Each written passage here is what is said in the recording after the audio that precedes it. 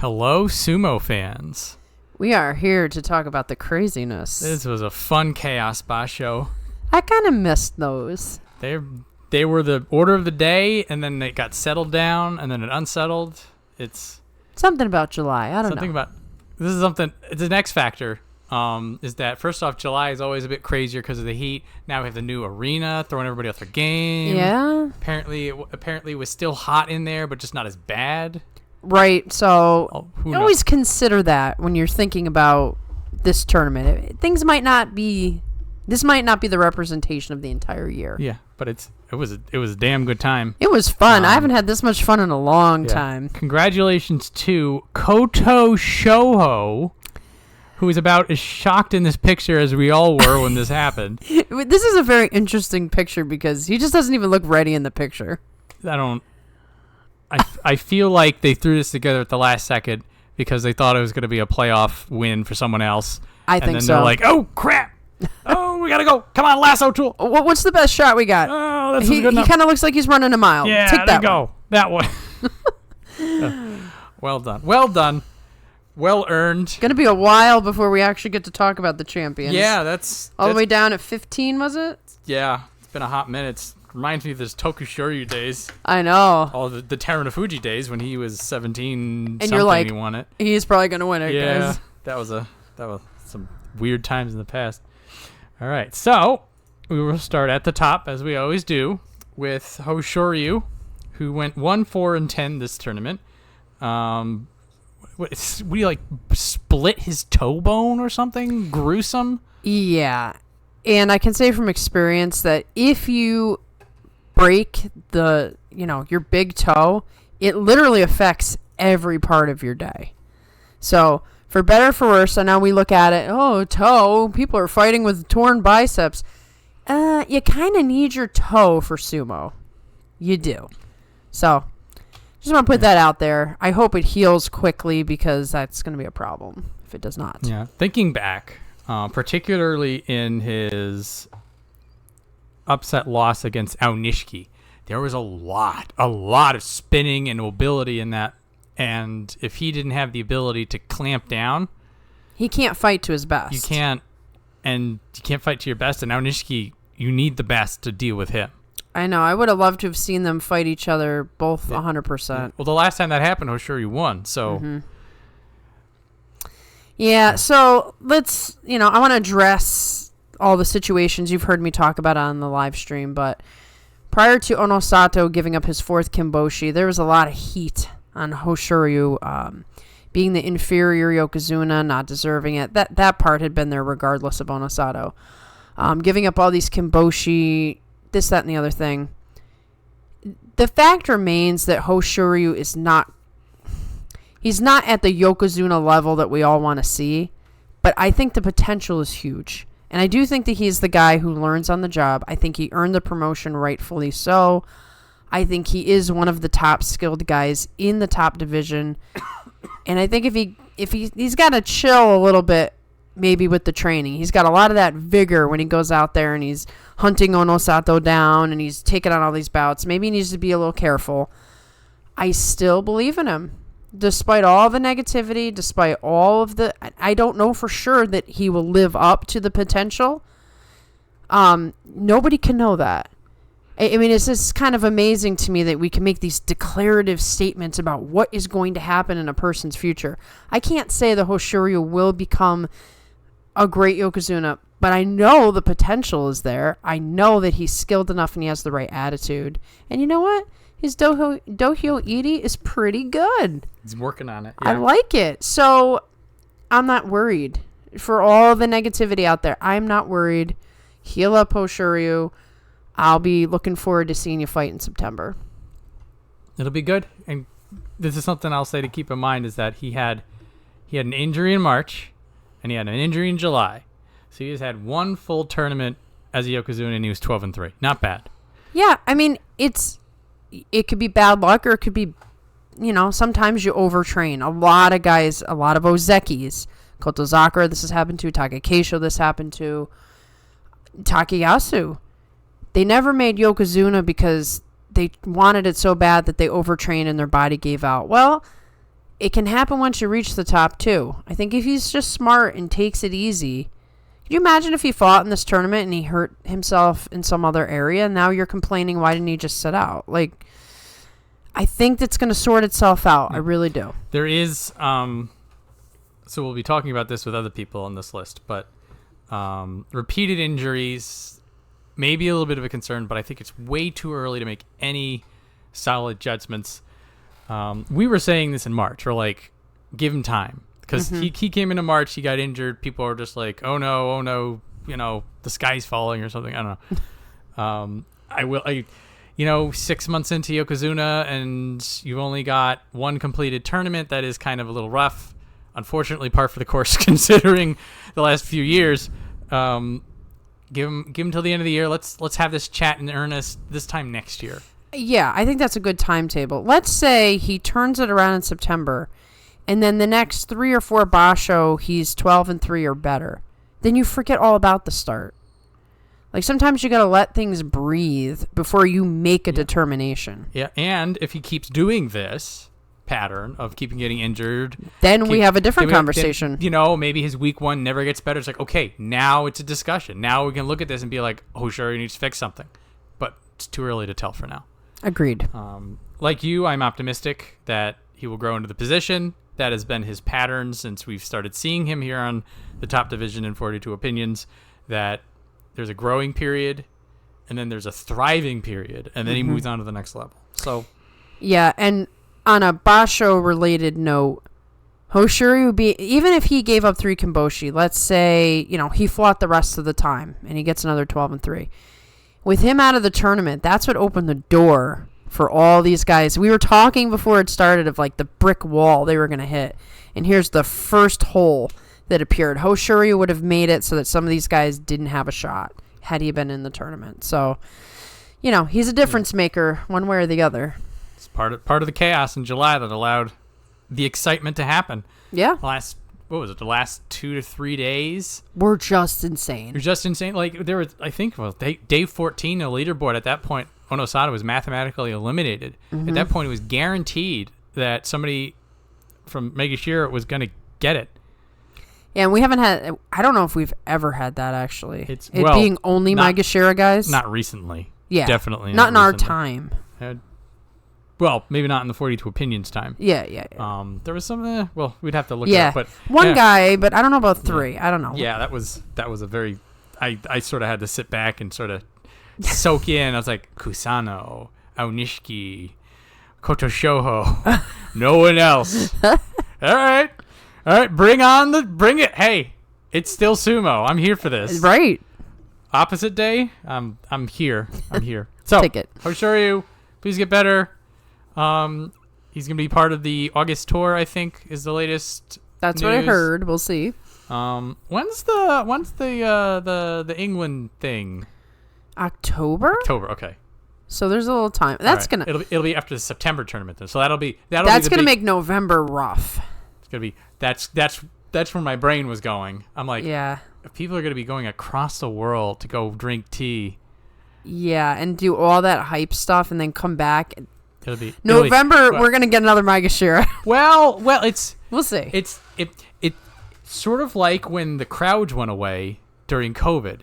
And that some people couldn't handle it, and then some people thrived. Yep. I think it may be the other way. There'll be some people that are like, "Oh man, all this traveling, all this jet lag, all this British," and they don't know what to do, and then they're gonna be all weird. Some other people will be like, "This is awesome!" Right, and they're gonna come back. Oh, I have to show my sumo pride. They're like, "I've always wanted to go on a trip, and I did it on the company dime." Good point. I'm just. All right. Sumo has all types. It's one true. of those things that. You get a swath of personalities and characters. It's part of what makes sumo so unique and special. Mm-hmm. So now, how will that affect Hoshoryu? Who knows? But it won't be something that we have to think about, at least for the wrap-up show, in terms of things momentum for September. Going into September, yes, that was my thought. But in any case, Hoshoryu, I like Maria said, rest up.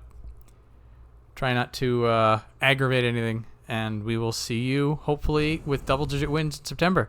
I hope so. All right. So next up, the other Yokozuna, Onosato, 11-4, which is a respectable score for a Yokozuna. Had they not been 4 Kimboshis, like if he had lost a couple of them to higher rankers, maybe there'd be less like poo-pooing. But still, a respectable score for Yokozuna. Yeah, on a debut? Yeah. I don't know if I actually said it out loud, but I was just like, Onosato 9-6. Because that's always what happens when he gets promoted. Right. So in some senses, okay, we saw the, reversion, the pulling again. We saw some stuff that wasn't so great. But record-wise, he's made an improvement. Yeah. So, yeah, the panic pull for me, 100% nerves.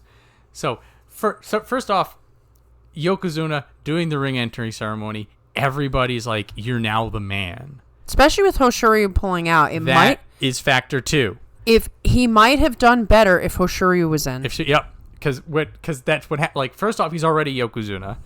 And then it's gotta hold the sport. And then Hoshoryu drops off. It's like, it is now just you. And he's got, Onosato sitting on the side with arms folded, looking at him all like, I'm watching you. It's a lot. It's a lot. I mean, I understand the Yokozuna is supposed to be the greatest and ascend higher than everyone else, but at the same time, he's still a 25-year-old kid. It was his first time as Yokozuna. So I am chalking this up to nerves with some confidence because of his win against Wakatakakage at the very big end. Win. Wakatakakage was so close to beating him in May. It was a photo finish, and that Wakatakakage was just a little something. 90% of the way to beating Onosato at his own game, and Onosato just barely won. And then this time around, more decisive. Mm-hmm. He's actually closing the gap. So he's shutting Wakatakakage out. I feel like if Onosato was like, if there was something else going on, like if it was an injury, if he was distracted, that he wouldn't have been able to get it together. And also, maybe it was at that point he was out of the Yusho race, and he's like, well, now I just got to win for the, win for Yokozuna pride. Win for the pride. I don't know. But the thing is that, like, if there was something worse going on, like if this was a complete collapse, then Wakatakakage would have been right over there because he had a great time of it. Exactly. That was a good gut check right there for the state of Onosato. I would also say that him beating Kotozakura was more of a gut check. The win against Kirishima, though, apparently Kirishima had a fever of, 104? Oh, I didn't hear about that. Some crazy... That explains why things went so weird for him. Scuttlebutt. But apparently he got sick, like super sick.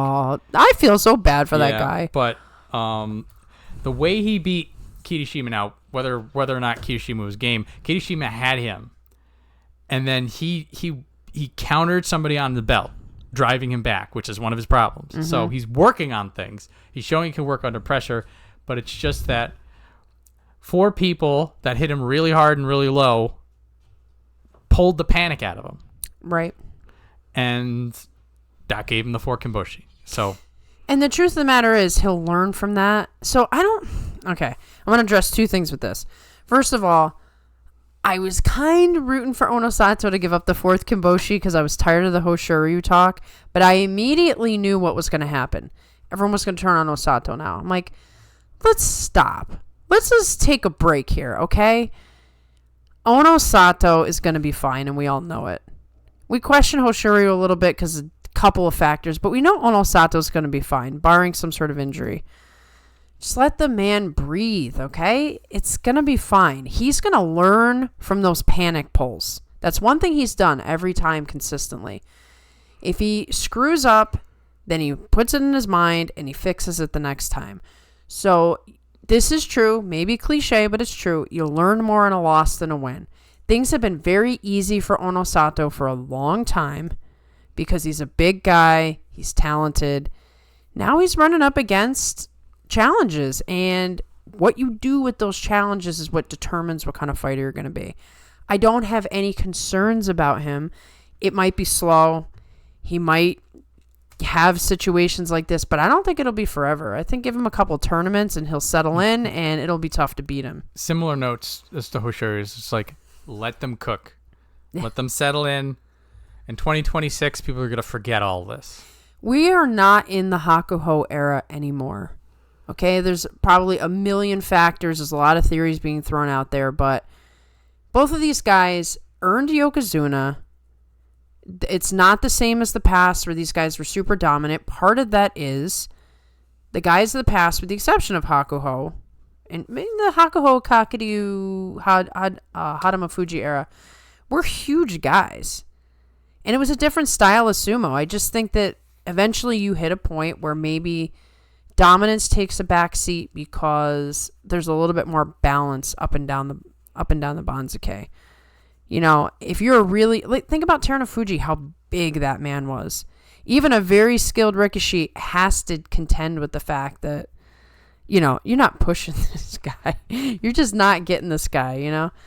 So it might be a little disappointing that these guys are not dominating yet, but different era, and I still think that they'll be okay, and I think they'll grow into it, and we'll forget all about this little hiccup at some point.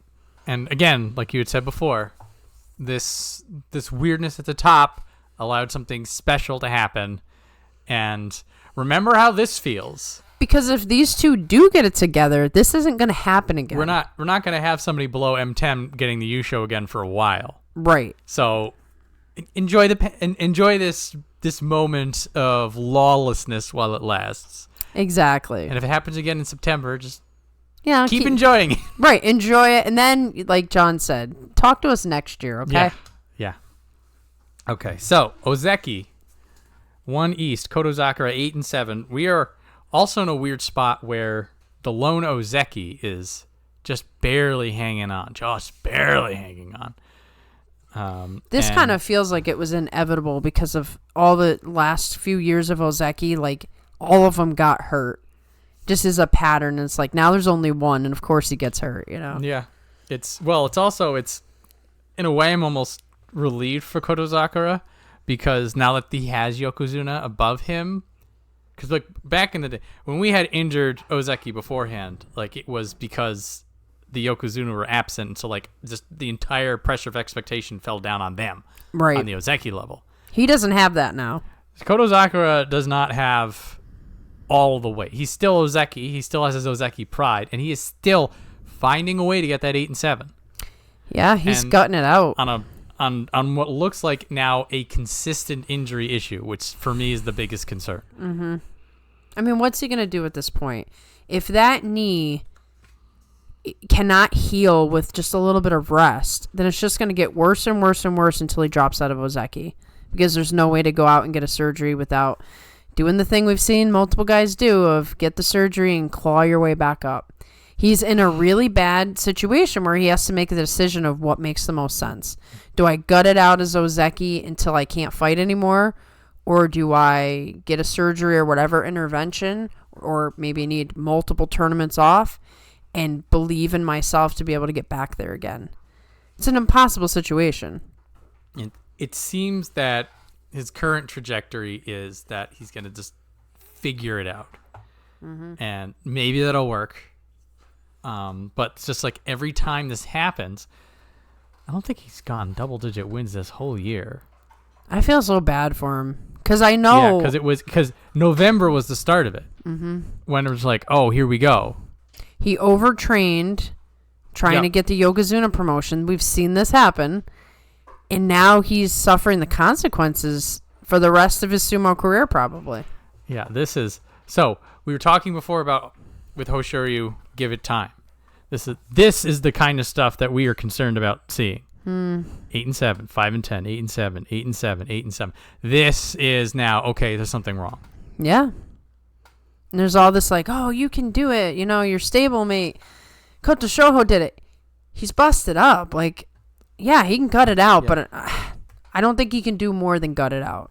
We'll see. This is now the question that will be assigned to Kotozakura until he finds a way to gut it out, or something explodes, or maybe he's finally able to do something to get it healed. He'll be forced into a situation at some point. I don't like that, but it's what it feels like. It's like he's going to get backed into a corner. He's like just well enough that he can keep going.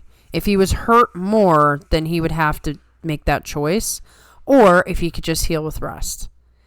I think if he could just heal with rest, he would do it. but I don't know. Maybe I'm wrong. I don't know the details. They did make him flag bearer for Kotoshoho. It was very sad. Specifically to rub it in his face.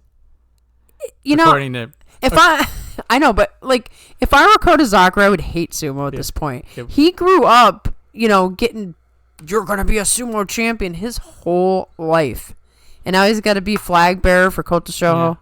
That's the sumo life, I guess. This is that tough love, as they say. I think his soulless stare holding that flag is hilarious. That actually hurt me, man. That was one of those laughing on the outside, crying on the inside moments. Takayasu sitting back like, man, I'm glad I just hung it up. I'm glad I'm done. So maybe that is motivation. Maybe that will sort of help. Maybe. I don't see it, but I don't. Well, I think it was crap, but that's just me. I was gonna call it like it is. Like, I think it was funny. I could see that interpretation for sure. Yeah. I just I don't think it's gonna work for motivation. Definitely, potentially rude, but just potentially. Yeah. In the back of my mind, it's just like, it'll be perfect because it'll be Koto Aho. It'll be the two brothers in the van. It should have been. And then you see the picture and there's Kotozakura holding it. I'm just like, why would they do that to him? And then you're like, oh, that's like public shaming right there. I was astonished. Oh, I'm like, so brutal. Now I want to root for Kotozakura so much harder. But then I'm like, but then you'll think your cruel tactics work. Leave the man alone. I'm tired of all this negativity. I love sumo and I like the positivity. There's too much negativity up at the top. He's going to have a lot of mixed things going into September. But one thing that he won't have is Katoban, because he was able to do that. Thank goodness. So that day 14 win over Hiroto-Umi was very important. I hope he just rests for a little while. Don't even go on the tour. Maybe we'll see. We'll see what pans out. But yeah, congratulations on 8-7 for now. Yeah, you survived.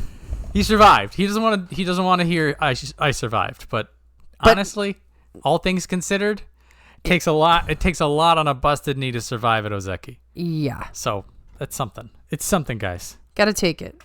So next up, super unfortunate, but it happens. Daieisho had to sit out. Pre-bout injury, benched him. I think it's the first time he missed a full tournament ever. If that is accurate, I believe it because I can't think of a time he missed a full tournament. He's pulled out a couple of times, but it was a partial. Right, never the partial. Full. Yeah. But then this is his legacy. He was not Tamawashi kind of Iron Man, but still he was in it every day. Well, he might have been able to do years. Yeah, he might have been able to do a Tamawashi if he kept going. Yeah, so he didn't. So he broke the streak per se, but in terms of number of bouts. Oh yeah. Dude was wrecking it. So this is he's probably more mad than I am. Or anybody is about this. His absence was definitely felt. Yes, Daieisho, you guarantee this kind of 8 to 10 wins at Sekiwake every time. So that is 8 people who are gonna have to eat it. 9 people, 10 people. Absolutely. So some of these Aonishiki and Kusano and everything, yes, they would have hit a wall way sooner, even if they managed to win one of the matches. The effort they would have had to put towards Daieisho, maybe they don't fight Kirishima as well. So, and he's a big factor as to why those Maegashira were able to do this. He's like the unsung hero that no one thinks about. I think about him. Well, we think about yes, you think about him. I think about him. No, we know both think about. So, assuming that the injury is not bad, long-term bad enough to bench him, which I meant that he probably couldn't operate as a human being, which sucks. Wherever he lands in September, he's gonna wreck people. Guys, get your mid Megashira Kachi class right there. Good point. Yeah, everybody heed that advice. Guys, special prize winner. He might go 15-0 or something. When's the last time he was way down there? Oh, I just had it up. Let's see. Let's take a look. Sanyaku. Make a sure one. Sanyaku. Make a sure one. Sanyaku. God, I keep scrolling. 3 years of this. Absolute badass. Oh boy. Boy. We're talking like 5 years, maybe? There we go. 2019. Make sure you're 7. Okay, that's 6 years ago. 6 years. Dude is gonna... He's gonna destroy! Bring a shovel. He's gonna kill people. Oh my goodness. I can't wait. That's actually kind of exciting. Dude. He's gonna be fired up like, man, I need to get back there now. He's gonna be pissed. Mm-hmm. And he is going to be in a place where he's just going to eject people. Oh, this is going to be fantastic. Okay, Sada Naomi, really bad news. Kirishima probably not going to be here, but Roga. Roga. Gonna get smoked, guys. September. September's going to be interesting. September, he's going to get a trophy. It's probably going to be one of the special prize trophies, but... You never know. But... Never say never. I'm very excited for that. Very excited. So Daieisho, hope to see you again. Hope this isn't like a Hokutofuji thing that you come back and you're like a shadow of your former self. But we'll cry if that happens. Yeah, I will be besides myself. We are not expecting that. That is not even a possibility right now. He'll be fine. No, he's gonna wreck. 12, 13 wins. Onosato's gonna have to come down. It'll be good. So not as good, but. Still good. Kirishima, 8-7. If as the rumor mill says that these losses were because he had an illness, a fever, which it just makes sense now. I didn't personally read Japanese sumo newspapers about this kind of stuff. Who knows? But well, we need some kind of explanation because he was doing amazing. And then something just went wrong. But even at the end there, he was still in those matches.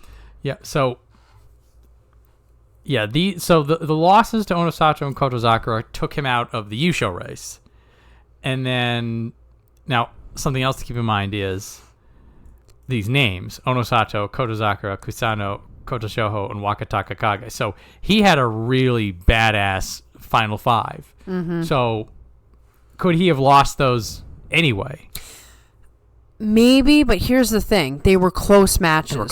So let's say he didn't have the fever. It goes the other way, doesn't it? Potentially, yeah. Yeah. So I'd probably give him at least one of these 5, maybe 2. Now, for better or for worse, he's still 8-7, so he's going to stay in the Sanyaku. Yeah, Ozeki run is over. It is a desperate bid at this point. What did he have? So he's now sitting on 19. Ah, man. So mathematically possible, but not likely. Yeah. Well, this was the kind of Ozeki run that Daieisho was on. It's just like, well, if he wins out, he'll get it. But and then he gets hurt and he's out. So. Yeah. Well, unfortunately, the curse of the Sekiwake, I guess. Yeah. There's a new curse. So for him, then you want to look at this 8-2, particularly the Aonishiki match. Aonishiki beat him with a gotcha. This was a very interesting win. We were all hyped to see how these two would fight. So what I'm interested in is so Hakuho just smothers him out. Maybe he's already sick here, and then Aonishiki does the low badass tricks. So now Kirishima, ever the tactical mind, is going to come into September with a way to deal with this. Right. And if he's feeling better, once again, you have to look at the positive side. If he's feeling better and this was just a one-off, he was sick, he couldn't fight to his potential, he gained valuable information on every single one of these guys. Yes, and this is when we talk about Aonishiki, it's going to be more of the focus of conversation, but we have these new guys up and coming. And so that, you can watch them, you can get tape on them, not always as much, particularly of these people who are just explosively coming up.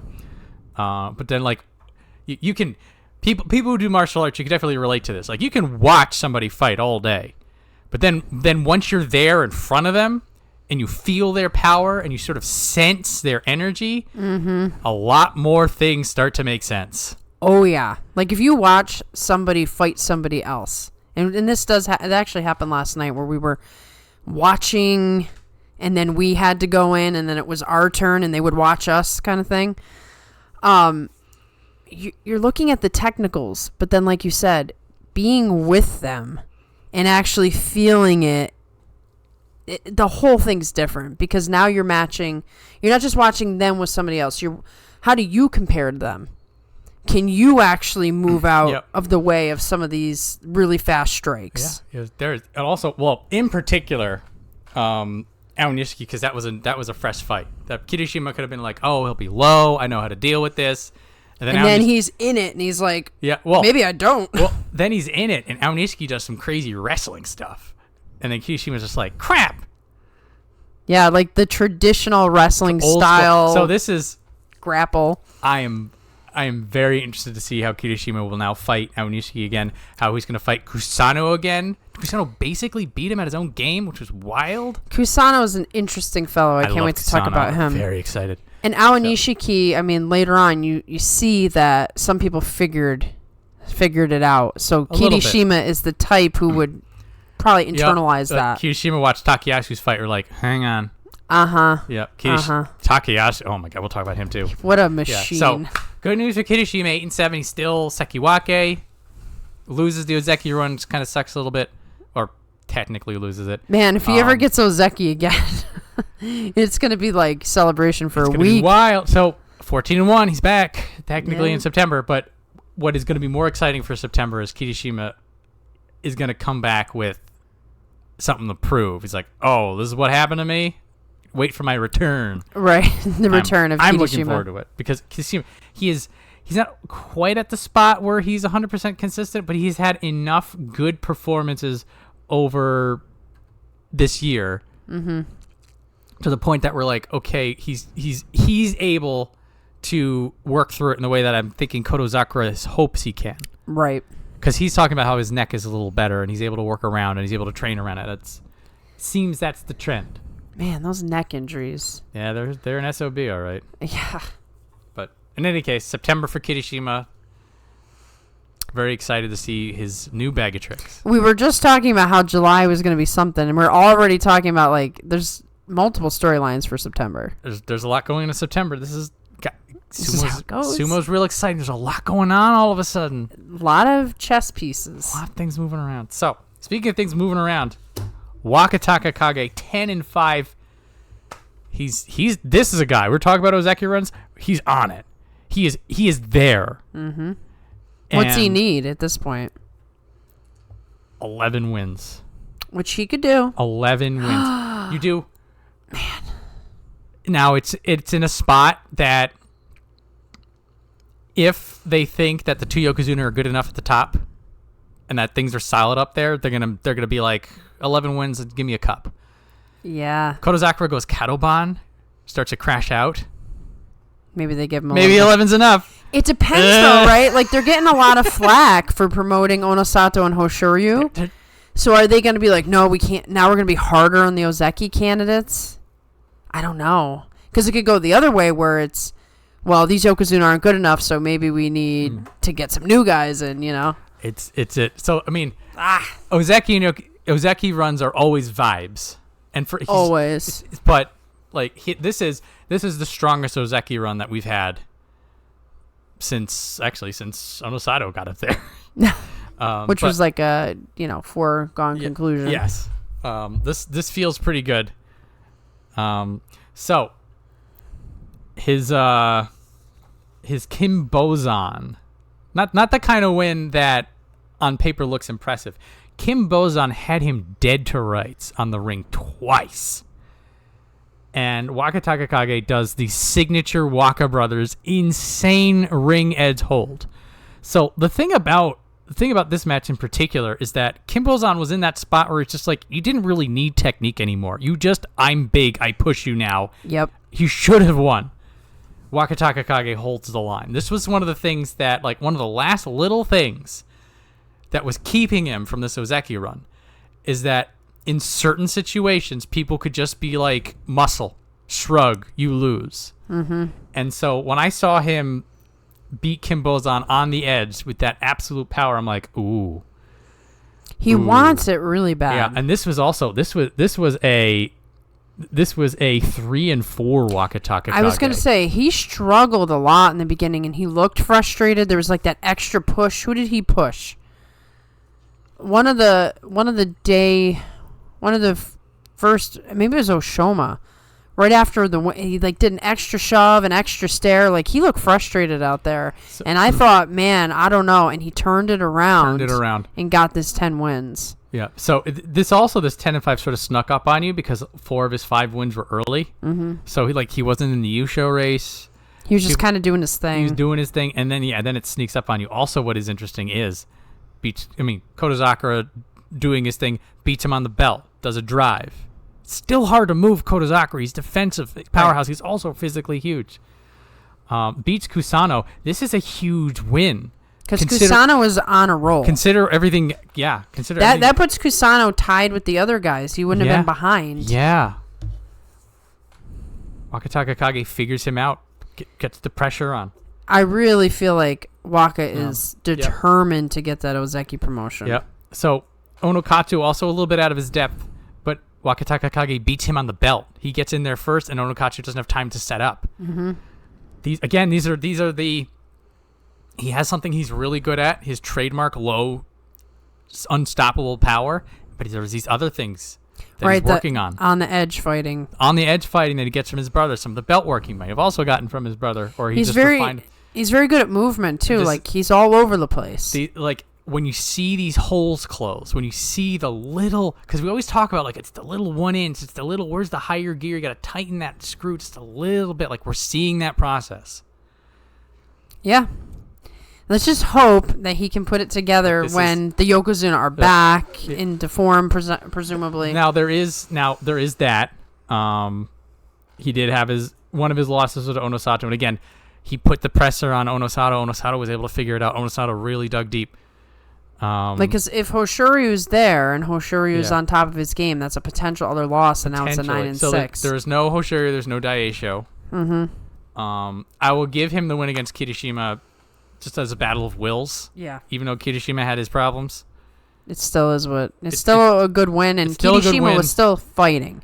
Kirishima made him work for it, but Wakatakakage just had it that day. Mm-hmm. So this is probably one of the biggest stories for me personally going into September. Yeah. This is the potential actual promotion of Ozeki. We've been wanting this since before he tore his ACL. He was close. Goose claims that he will never be Ozeki, which is all the more reason that I want it to happen. It's a good mindset to be conservative. And again, it could very well be he gets to 33 wins and they say, "Where's your Yusho?" Yeah.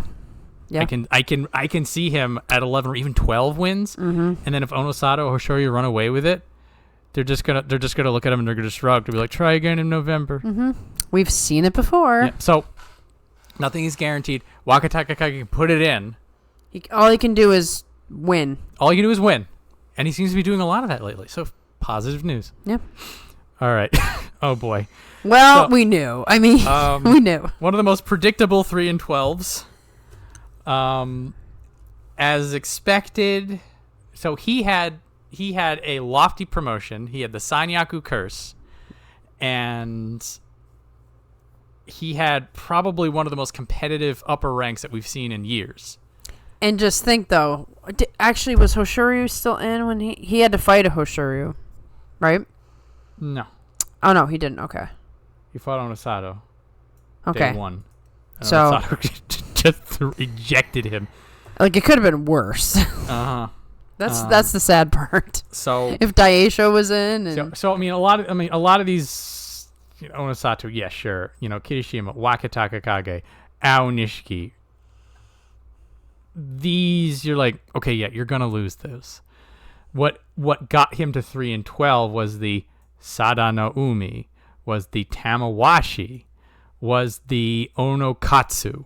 Right. These are not matches he should lose. Well, short answer, yes. Right. I will say those are the kinds of matches that he would be needing to focus on normally. Right. Like if he was... To gain some wins. To gain some wins. And he can't focus on those because he needs to focus on the people, the best of the best. So, like, Right. mentally, he's got to focus on somebody. It was here, this Kotozakura win. Where is it?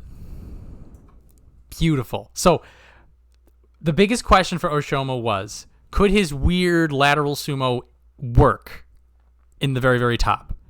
And the first time he was M4 like several months ago, like they didn't embarrass him. I think he was a 4-11. He actually did slightly better than this. Yeah.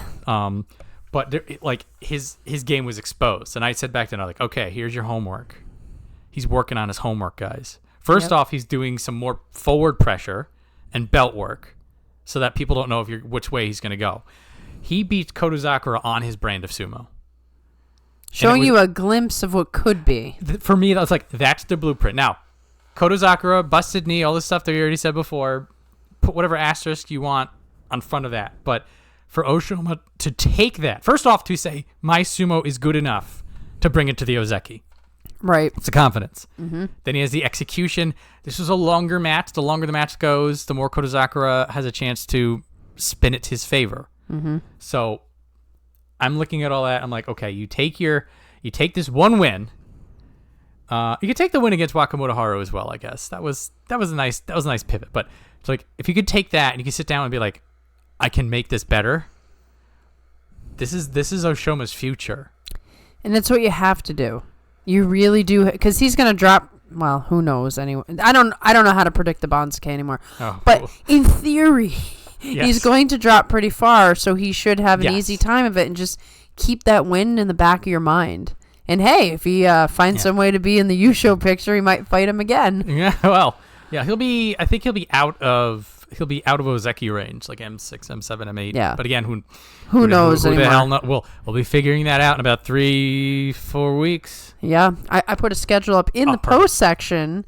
If you guys look at the post section. Yeah, there's a few 42 opinions events going on the next month. So yes, so look at the post section, then you'll know when we're on. Yep. So I mean, bad news for Oshoma, 3-12, definitely going to get thrown out.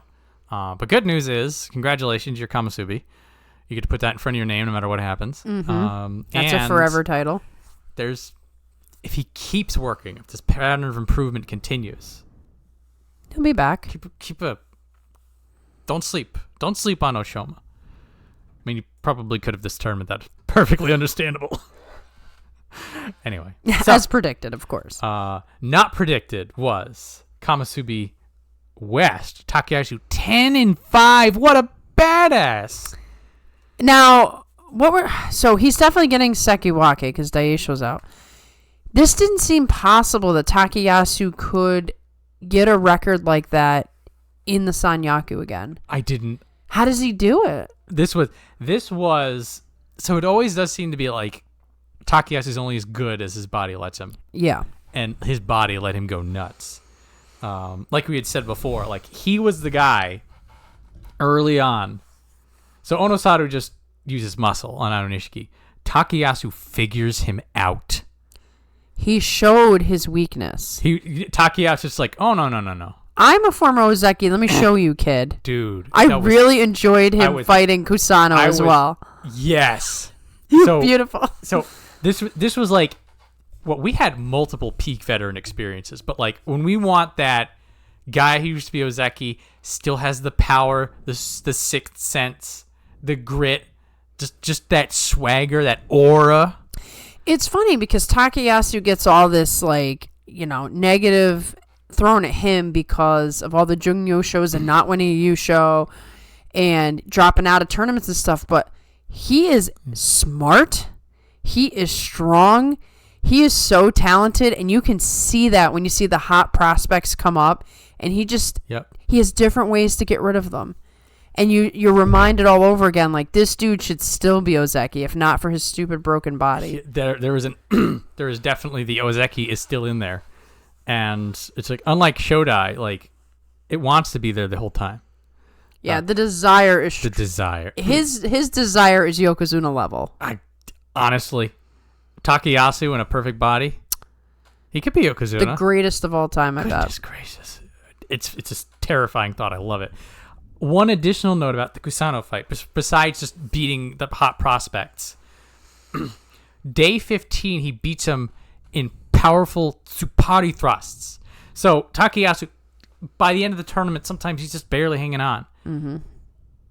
He's just like, I'm just gonna raw power this guy. I'm gonna show this rookie what it takes to be up here. So to see him have that kind of power into week 2 was very encouraging. Very encouraging. Now, again, like every tournament, you have to look at it clean. Because he might go home and he's crippled after this. Who knows? But it's just, we have proof that he can go the full 15 and be killer. I really enjoyed his sumo this time. Oh man, it was so good. This like, I don't wanna be too negative about this, but like this may be some of the best Takayasu we see this year. Yeah, it could be. It feels like some of the best Takayasu we've seen in a while. Well, maybe maybe he's one of those guys that likes the heat. Could be. The heat is better for tense muscles. You know what I mean? Like if his back is always screwed up, it's definitely going to be better in a hot tournament than a cold tournament where it might seize up. Yeah.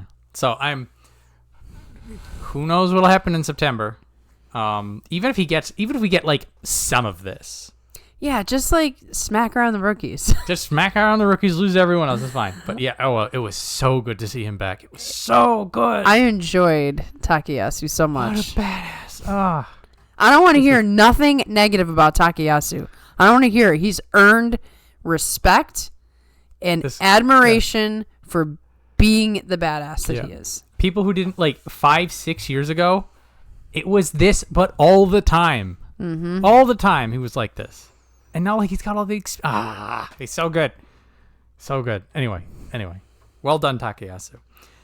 Next up, the new hotness is now made it to the very, very top. Aonishiki, 11-4. So they didn't give him Sanyaku. Understandably why they let Takayasu keep it. The math was very weird. Wonky math. But we always say that. It's just like, if you want in the Sanyaku, you just knock a little harder. Mm-hmm. 11-4, Mega Shira 1, you're Kamasubi, baby.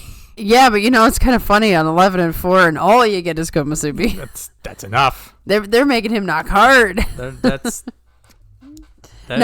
be Sanyaku now. He will be Sanyaku. Well earned it. Absolutely insane lower body power. When Abi kept pushing on him and he just wouldn't. Abi looked like he was confused. What? He's like, get down! Down! It was like watching an Ura match or something. Yep. And he has the low sumo.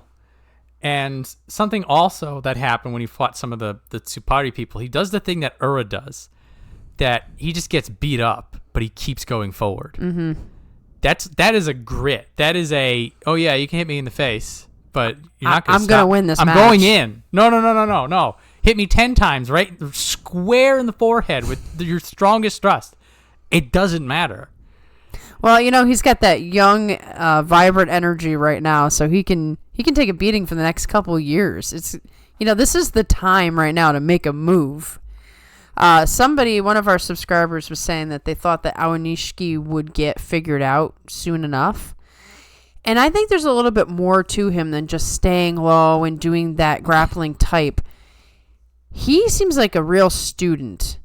Like he learns and he adapts extremely quickly. Not like in a couple of tournaments, like the next tournament, he'll avenge one of these losses.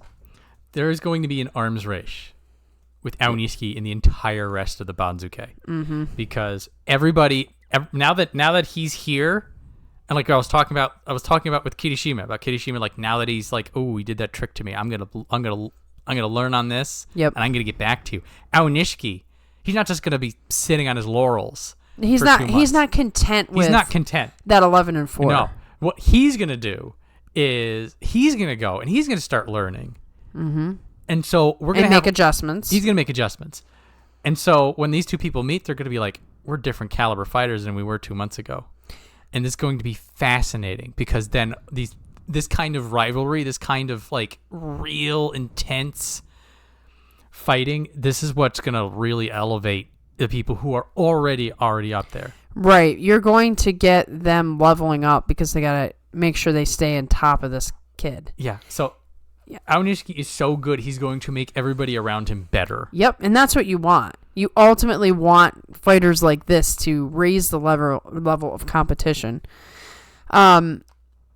I know a lot of people expected him to win this Yusho because it was just looking so good, and he had, quote-unquote, an easy schedule. But, Kusano had his own ideas. Yeah, this does feel like it was just nerves at the end. Yeah, how can it not be? Like, did we all forget for a second that he's only been in the top division for, 3 tournaments, is it? Or 2? Obviously, I forgot. This is 3rd. Yeah, I thought it was 3rd. I just had to check myself. Yep. He's only been in the top division for 3 tournaments. Yep. I mean, of course nerves were going to settle in. Yeah, also keep in mind that people will hit ceiling. Let's look at Onokatsu, who is the perfect example of normal good sumo progress. He gets this high, it's about as high as ever, and he gets 6 and 9. And my takeaway for Onokatsu is he did pretty well for somebody in this situation. Aonishiki is a level higher than that. He's only ever had double digits. Yeah, so in the top division. But keep in mind that what Onokatsu and Aonishiki were going through mentally, the pressure is the same. Right. So Aonishiki was dealing with it. He just dealt with it better. Right. Also, something to keep in mind: this dude is going to be taking home cups, like they're going out of style. Yeah, because once he settles in. Yeah. Now, he does need to be careful, but I will agree with one point, which is, so Aonishiki's brand of sumo is very different, so that will get you wins. People are just, Abi engaged with it and, had no idea what to do. You could tell Abi was like, this is weird. Okay, I'll try this. There will come a point where they're like, okay, Aonishiki's going to do this.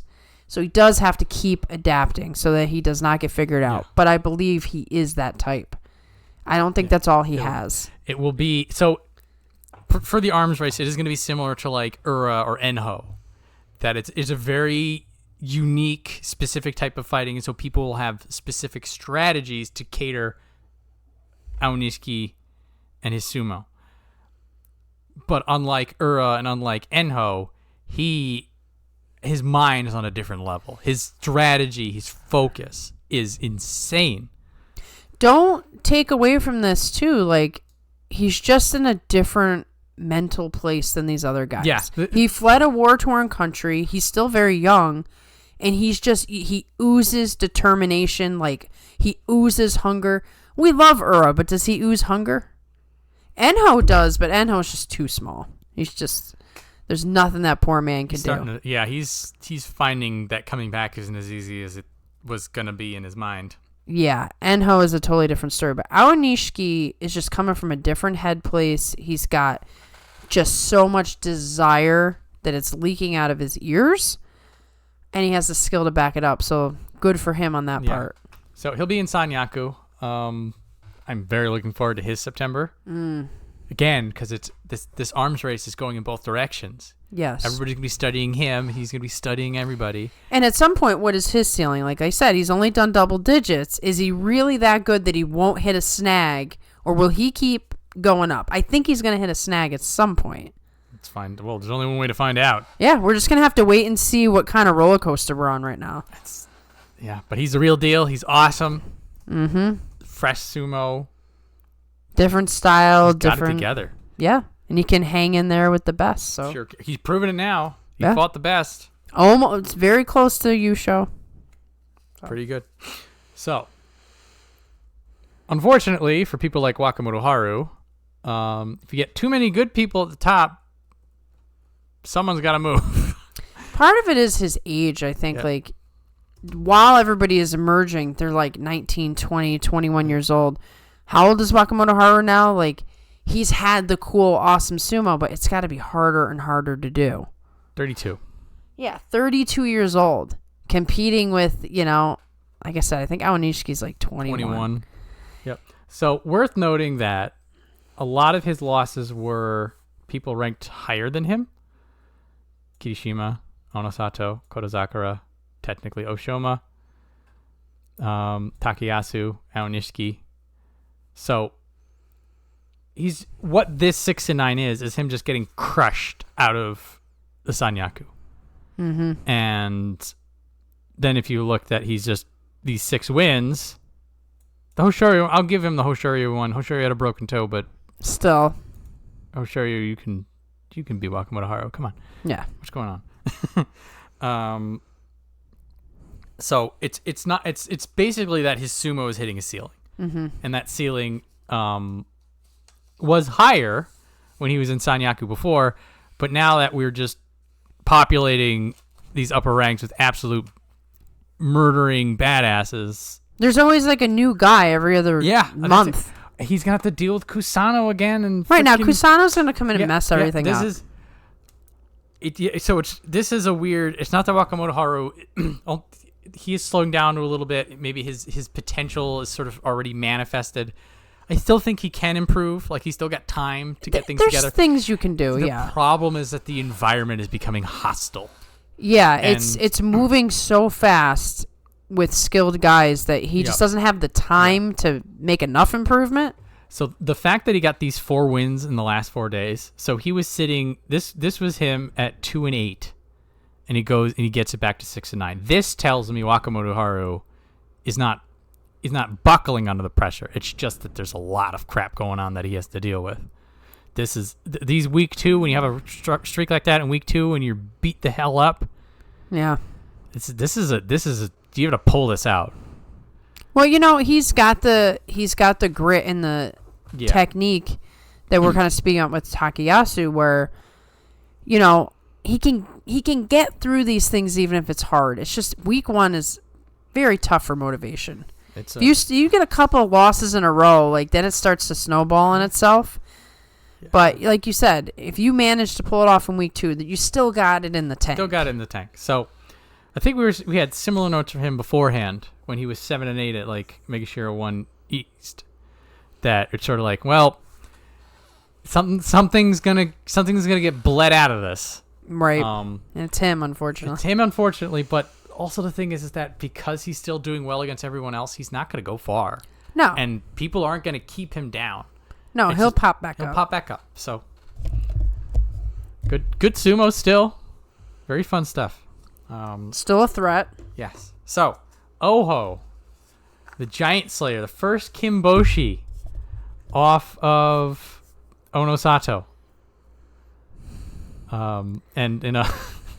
So he was, at this point, he was 2-6, and his 2 wins were against the Yokozuna. Yeah, he's an enigma, this guy. He was, so, similar to Wakamoto Haru. Who does he lose to? Wakatakakage, Kotozakura, Kirishima, Wakamoto Haru, Aonishiki. Also Takayasu. So 6 of these losses are people higher up than him. Something else that I noticed is that a lot of people were being able to breach in and get his belt. That's how Onokatsu gets the win. Yeah, that part right there. Didn't Oho break like an orbital bone or something? Like, didn't he have a busted last tournament? Yeah. He just seems like he hasn't been the same. Like, he's a very aggressive fighter, so for them to get in so easily, it just makes me wonder if something's a little off. I don't know. Well, he was standing and delivering at the end with everyone else. Here's Kimbozan Goniyama and Hakuohu, and he told them, get out. There's some great skill in him. It just does not come out consistently enough. Well, not consistently enough, but like when you're fighting the Sanyaku and people who are former Sanyaku for the first week, he's finding the same thing that Wakamoto Haru did, is that there's no room for you. You have to be perfect. Get better. Yeah. So Oho now has notes to take home. And the note is that he's going to have to find a way to get wins off of this. Mm-hmm. So can he do it? We think sort of comparing these two. Wakamoto Haru, there's potential for growth, but we feel like it doesn't feel like there's a massive explosion left in there. Yeah. It's the embers. It's maybe there's a Tamawashi level resurgence in there somewhere. True. I'll give him that credit, but like at a perspective, you feel like he's just going to get crushed out, and then that's going to be the song of it. For Oho, we're looking at him, and you're like, there could be a higher gear. Something can happen, that can just reignite this spark. Mm-hmm. And again, 7-8 to make sure 2 is not bad. No, I mean, he salvaged the tournament right there at the Certainly did. end. 5 of these wins in the tail end. So this is not to say that Oho is in a bad place. This is not to say that, his career is over. He's just not quite living up to what people think he could do. It's I guess if they had no faith in him at all, they wouldn't care. They'd be like, oh, yeah, Oho, who's that? What's his name, Kotoshoho or something? That's how people feel about Kotoshoho. no, not anymore. I hope not. Be a lot of bandwagoners these days. Oh, I can't wait for the bandwagoners. I believed in Kotoshoho all along. Actually, I did, but that's beside the point. Oh, I have a bit. Oh, good. I can't wait for Kotoshoho. That's going to be awesome. Oh, my goodness. Well, anyway, we'll get to him. But for Oho, to be somebody who can survive in the top 5 is a painful place to be. But if the longer you stay there, the better you'll get. The better you'll get. So he probably won't move too far. The truth is, though, like some of these top ranked guys, they probably have a little bit of I got Oho today. Like, there's that too. You can't. It's not a match where you walk in and you're like, oh, I got this. There's a little bit of doubt, and certainly in Hoshoryu's mind. Yeah. So there's storied history Oho, there. At the present, looking like he's not going to be storming back to Sekiwake, but we'll see. It's the improvements. Again, it's like you look at it, you're like, okay, when in September, let's see what you've done that's different. He's in progress. He's in flight. What we got for now? Abi. Mr. Abi. The Lord and Master of Henka. He is officially... Well, see, here's what happened. When he was walking into, the arena, he saw his mom and he hanked her. And then she was like, oh, there it is. Dude, you got to do that to everybody else. So that's what started it. Yeah. So he did a lot of 3 Henkas early on. I was worried that there was something wrong, and all he could do is Henka. Maybe there was something wrong. Maybe he had the jitters. Maybe he was still healing up the elbow. He's such a troll and confident in it that he would dare do a Henka 3 times. Just think about that. Yeah. No one else would dare do it, even if they were injured. It's a weird thing about him. So it's what's also weird is after these 3 Henkas, he's just like, okay, I'll go back to my normal stuff, and so he gets to this Henka and then very weird not there sumo, and then he turns it back around. He does his more blast out tachi eyes, push pull. I think it was Takayasu that he did some really the textbook ring edge gymnastics. Yep. Takayasu had him pressured up against the edge. He pushes it down his foot goes little daintily pirouette into the air. I was looking at it, I was like, that's Abi. That's the I'm not going to say the proper Abi sumo, but that's the Abi sumo that we expect. That's his brand. And even with all the weirdness, 9-6. 9-6. So I mean, he turned it back around. Yeah, you just gotta accept him for who he is. He's there's the doors will be closed on Sanyaku for him, unfortunately. Mm-hmm. But he'll be making sure a 1. Yeah. So if he can get another 9-6 and make sure a 1, back in Sanyaku back again. and go. So for September, it will now be what brand of Abi will exist for that, and there's no way to know that. Yeah, he's created his own genre of like I said, Henka 3 days in a row. Nobody does that. Even the great Oshoma would not do that. Well, strictly speaking, Kirishima Henka'd him on day 2, and then he went and he which is just so did more Henkas. They were not consecutive Henkas. When you go to fight Abi, you really don't know what he's gonna do. I think that's the reason he does it. Could be. It's part of the strategy. I mean, he really is the trickster of sumo. He thrives on it. I love him for it. Love him for it. And 9-6, well done. You're gonna be in the mix. You're gonna be able to. If anybody is ever gonna get a Henka on Onosato, can you imagine? Can you imagine Onosato's 5th Kimboshi Is a Henka by Abi. As an Abi Henka. The whole sumo world would just combust. There will be riots. Onosato! Ah! Riots in the streets. And for the Japanese, that would be a strongly worded letter in their hand. Loud car door slamming. Yeah. Eating on the sidewalk. I mean, it could get pretty wild. Anyway. Well done, Abi. Take whatever lessons you want from this, good or bad. And good luck everyone else. So next up, Megashira 3 East, Onokatsu 6 and 9. As I was saying before, that denotes on him, all things considered, this was his debut in the top 5. Not bad. He did pretty well. He held his own. He didn't get the Kachikoshi, but what was interesting is how close his matches were against Wakatakakage and Kirishima. I mean, you flip that fortune around, there's your 8 and 7. I feel like Wakatakakage and Kirishima were going to beat him any day of the week. Yeah. But he made them just to be in the match. He was in the match. He was present.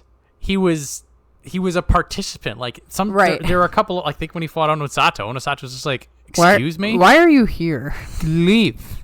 So those were some of the matches he had. But then there were others, and Wakatakakage, we talk about him maybe being Ozeki soon. Right. So impressive to put the pace on them back, and. Belt win against Wakamoto Haru, always impressive.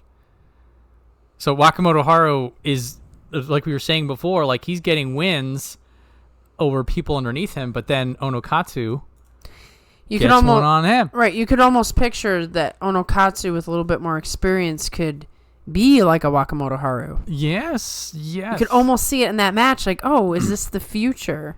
So he is showing that his sumo is pretty competitive up here. There's what they always say, there's levels to this game. Mm-hmm. Tired sports cliche number 2024. The cliches are cliches for a reason. I mean, they're real. But yeah, for Onokatsu showing the steady, consistent, solid growth. There's a lot of good takeaways to take from this. I hope. And we always say this for these prospects who aren't the explosive Aonishiki types. You go up, you get knocked down, you take notes, you continue to improve, you figure it out. He's sort of following Oshoma's footsteps a little bit, and the both just at a smaller pace, a more manageable pace. Well, a pace that doesn't involve a crazy over promotion to. That was such a positive and negative for him. He wasn't ready for that promotion. From Megashira 6 to Sanyaku. Oh. That was so good. Excellent experience for Oshoma. Great opportunity. Yes. It is that black belt wants to train with you and beats the crap out of you, and then at the end of it you bow and you say thank you for the opportunity. Exactly. That's what it's like. But at least I got to fight him. You got to fight him. That's you right. Saw it. You felt it. You felt the difference between that person and yourself. Share the court with Federer for a couple of shots. It's nice. I mean for just a back and forth warm up. It's where'd that ball go? Oh my god. So anyway, not as extreme for Onokatsu, but the same message of experience it, internalize, get better, and have confidence in the sumo that you already have. Exactly. He'll be okay. I am looking forward to when Onosato and Onokatsu and all the Onos and the Ohos. The Ohos and the Onos. The O-shows and the shows. A-shows are all in the mix together. I think he is There's not a lot of washies. No, it's just the Tama psych. Yeah, there's Anyway, yeah. Onokatsu, well done. I'm very optimistic for his future. Not so for Kimbozan. Every time he gets above Megashira 5, this happens to him. Double-digit losses. The worst part for him is that I thought he actually was fighting decently. He was. But not well enough to win the match. Unfortunately not. And we had mentioned the fight for Wakatakakage. If he fought any other person in the top division, he would have won that match. He would have won that match. He was spectacular. He was driving. He was aggressive. He was powerful. He was using his insane strength to its maximum. And Wakatakakage was just like, nah. Sorry, dude. Sorry. It's like, oh, man, that loss alone is brutal. And then he gets one at Kotosakura the next day. I think that's why he's so frustrated, though, is that he's fighting decently well, but it's still not good enough. Yeah. Not even close. I mean, a 4-11, that's not what you want. Yeah. anybody who can counter his Tachi. Every once in a while he'll miss on the Tachi, like his hands will go a little too high. Or because you're this high up, people have techniques for dealing with that kind of power. Yep. And also because you're this high up, you run into somebody like Onosato who just out-Tachi-eyes you. It's nothing you can do about that. He's just like, sorry, Kimbozan, you're at options. And it seems that the top 5 is just not something he can handle right now. Right. He keeps getting up there, and as we always say, like, the more opportunities. He could be a slow grower. I mean, maybe he just, small improvements each time. Really internalize what went wrong instead of getting frustrated and see if you can improve upon it. We'll have to see. At this point, unfortunately, like, it's more of a pattern. It is a pattern at this point. It's a pattern, and he's not, like, it's not improving. It's always double-digit losses. And let's look at it. Oop, that's the scroll button. Where'd I go? Where did Kimbozan go? He flew away. Yep. So 5, he's a 6'9". It's like, okay. But when was the last time he was up here? I think it's been a while. No, I thought maybe it was this. I thought he got more. He was up here before and got double-digit losses. I have to scroll down. Maybe I really scrolled. There it is. 2 years ago. Okay, maybe not the best data points. I do my research sometimes, usually. No, you do your research, Mostly. John. Anyway. Sometimes the years just kind of disappear. Yeah, sometimes. Ugh. I mean, I was just like, oh yeah, the last time he was up here, he went to Jirio, by the way. When the last time I was like, oh right. Whoops. Whoops. There are 42 of these guys, and they do change. What is this? Are we on our 5-year anniversary out of the show? September 2020. So yeah, this year's our 5-year anniversary for 42 Opinions. Yeah. So it's a long time to be doing this. A lot of guys have passed up and down through the 42 in our time. Yeah. And now we're like, oh yeah, he's back. Exactly. It's like, whoa, I haven't seen him in like 7 years. We'll talk about how an up and coming prospect that we've liked for 5 years finally got a Yusho. Seriously. I think that's part of it. Like, we were not surprised by Kotoshoho because we've been paying attention to him for a very long time. He was the new hotness. Yeah, when he first came up. Ago, and then he just fell the hell apart. And nobody could explain it to us. Anyway, Kimbozan's going to dump down, but this, like you said, the sumo was there. It's just he hit the wall. Yeah, and he hit the wall. We'll see. We'll see what happens. Well, he's gonna fall down to like 9-10, and then he's gonna just thrash people again. That should be the way it works. Or he's gonna have another collapse, physical. If he has a mental. collapse, that's gonna stink. Back to Jurio. Yeah. So Haku Oho is next. Making sure 4 East, the master of the 8 and 7. That is a deep and rich story. This is like an Ichi Yamamoto story. It's kind of. So I am really liking his like powerful smothering techniques that he just keeps moving forward and people can't make him stop on his wins, like when he's fighting on his brand. A feeling of Coach Terunofuji's influence. A little bit of that. Like, he goes forward and it's like people who can't handle it, they look helpless. And it just makes sense to do. I mean, in his case, use your size to its best capability. But there's things about Haku Oho, like, I don't know how strong, like, stable the body condition is.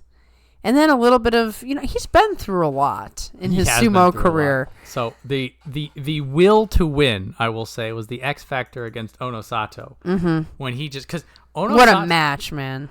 Oh, man, it was so good. Onosato was dealing with that level of power already. Mm-hmm. This tournament, and we saw him like we were talking about with Kimbozan. He's just like, oh, you're big and strong, whatever, I'm just gonna smash you and be gone. So the difference for Haku Oho is just like he committed himself. He was lower, he had the better angles, blah blah blah, but it was just like he's just like, I'm going in, I'm leaving nothing back, I'm gonna hit this guy and he's gonna go out. Yeah, it was a singular focus on winning the match. Focus. And that kind of locking in does seem to be something that Haku Oho will have. Yeah, what do you think is going on with his losses? Give me some analysis on that. So a lot of his strength comes from the Tachi. If if you can beat him on the Tachi-ai, like he'll go flying out. He'll get blasted out and crashed out. Go no Yama likes doing this to him. Wakatakakage likes doing this to him. If you can mess with his Tachi-ai timing, that's a pretty good thing. Something that's good to see from him this tournament is that multiple people were pushing him back, and he reversed it. Abi got him moving back. He was able to turn the tables on Abi. Which he needs. Well, this is why he got an 8-7 this tournament, this high up, is that he was able to improve on people beating him on the Tachi-ai. But if you beat him completely, or if you find angles on him, he is a very forward, front and back kind of a person. So if you can parry him, if you can get him on the side, that's stuff he has to work on next. It was a very hard fought 8-7. It was. This seems to be just what he does, like you had said with Ichi Yamamoto. Like he starts out 10-5 all the way down here, and then it's just like this fighting tooth and nail but getting it done kind of energy. Yeah, like he's desperate for clawing out each and every win. But then like that Onosato win was so huge, you thought he was going to go on a tear, and then it started to fall apart again. Yeah, he was 4-4 right here, but yeah, I mean, you do think, oh, you're going to beat here. Also him beating Kirishima. Kirishima just got caught out. Every once or twice a tournament, Kirishima, you'll hit him in a way you didn't expect, and he can't recover in time. Yeah. Hakuoho had that one today, on this day. And then Oho, I think Oho just was done. Oho was in the I'm so sick of losing. I'm so sick of losing, baby. That's a hard Is there one. some like Shodai in him or something where he's just like, all right, I'm going to fight today. I'm fighting today. I think, yeah, well, there is, I could sort of understand this is me projecting a little bit maybe, but like there are some times that you're just like, you're trying to get something to work. It's not working. You try harder. It doesn't work more. And you're just like, enough. I'm going to smash this thing. Enough. You just sort of like, you have a talk with yourself. You're just like, okay, we're doing this by the numbers, by the books. I'm going to go for it. I'm going to hit the guy hard. And then it works. And then you're almost angry at yourself. You're just like, I've been trying to do it the whole time. Why did it work today? Why did it work today? You just go back to the drawing board like, I just don't know.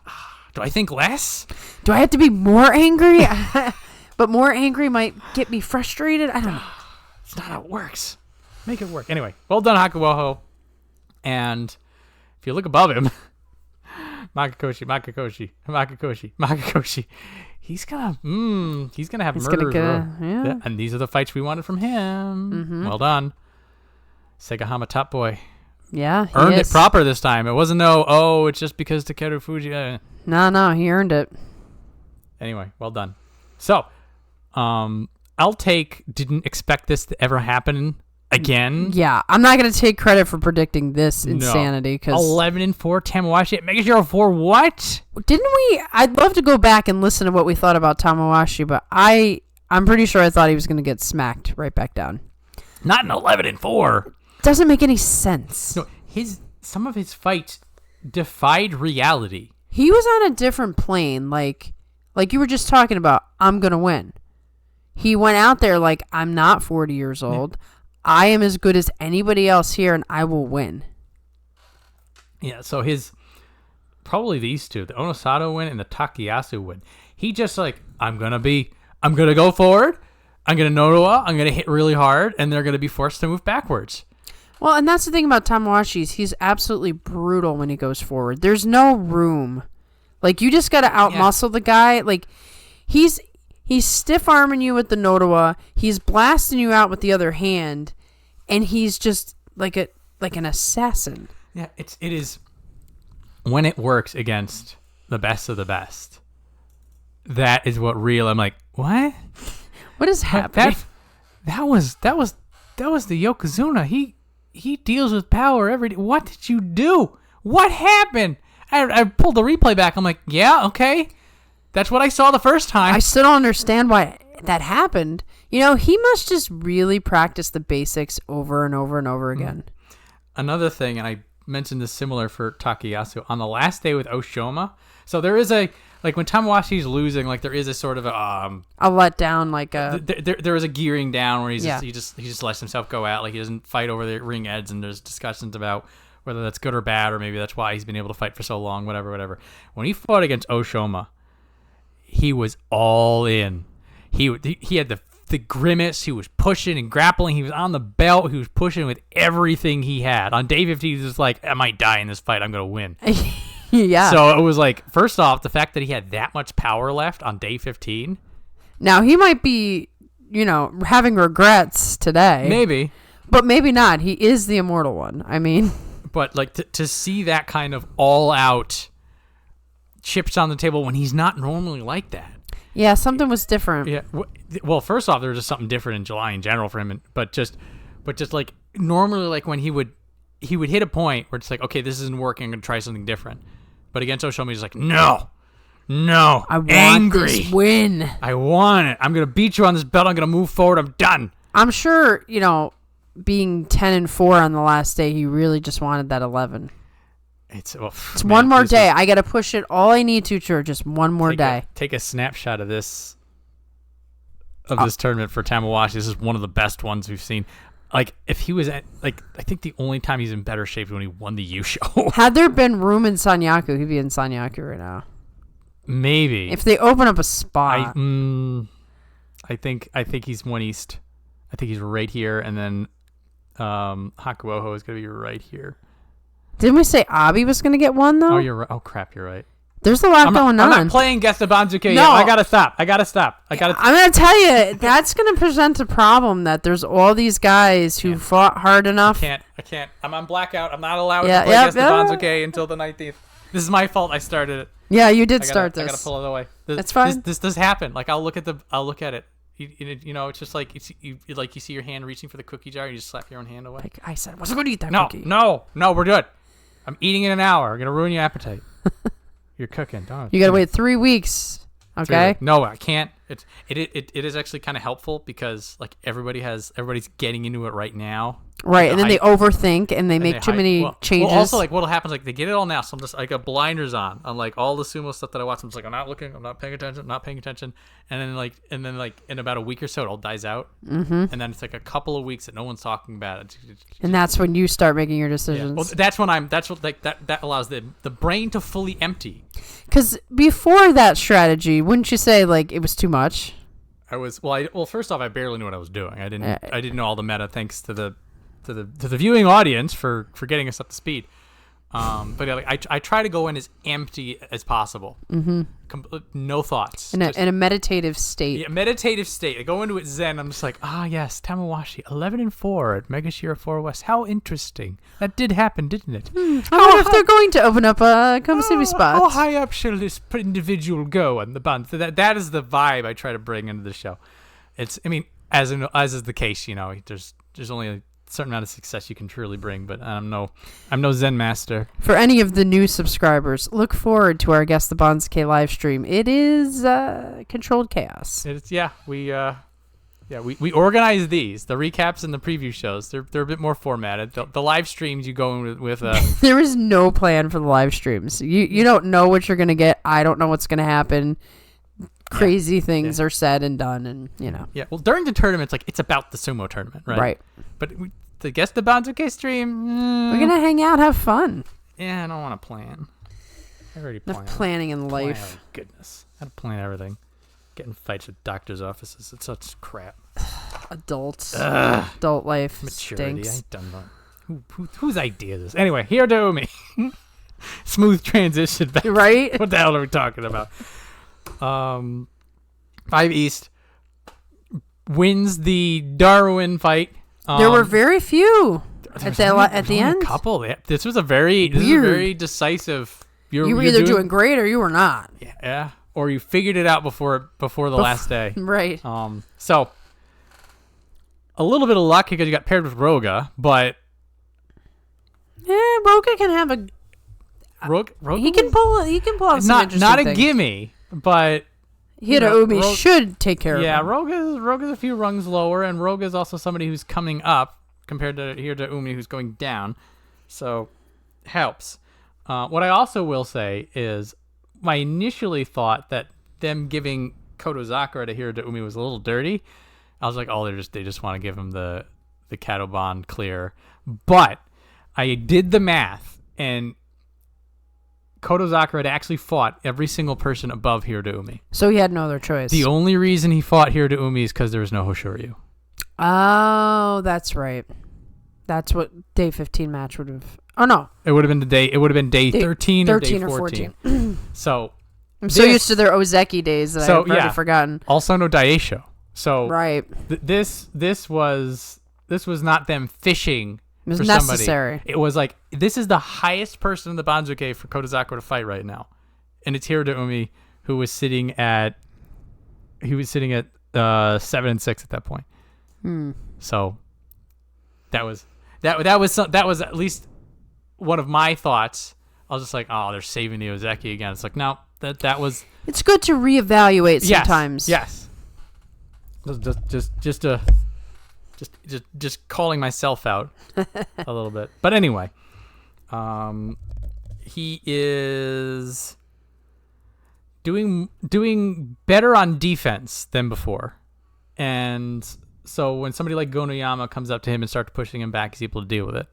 Yeah, I mean, he came in as like the offensive force, and he's been getting overpowered. So he's got to make some adjustments now, because a lot of guys, like, power is their game. And this is also wins against Ichi Yamamoto, which in hindsight is a very big win, and wins against Kim Bozan. All three of these guys won the Tachiai against him. But then Hirooumi, who, like, normally he was like, he lived and dies by the Tachiai. Yep. And so if you beat him on the Tachiai, it's yours. And that's sort of what happened with Wakatakakage and Wakamoto Haru, is that they knew how to deal with that. Follow-up. Hiroomi's working on the follow-up. He's starting to get these more defensive things that he's just like, he wasn't going forward on the Tachiai, but he figured out a way to reverse it.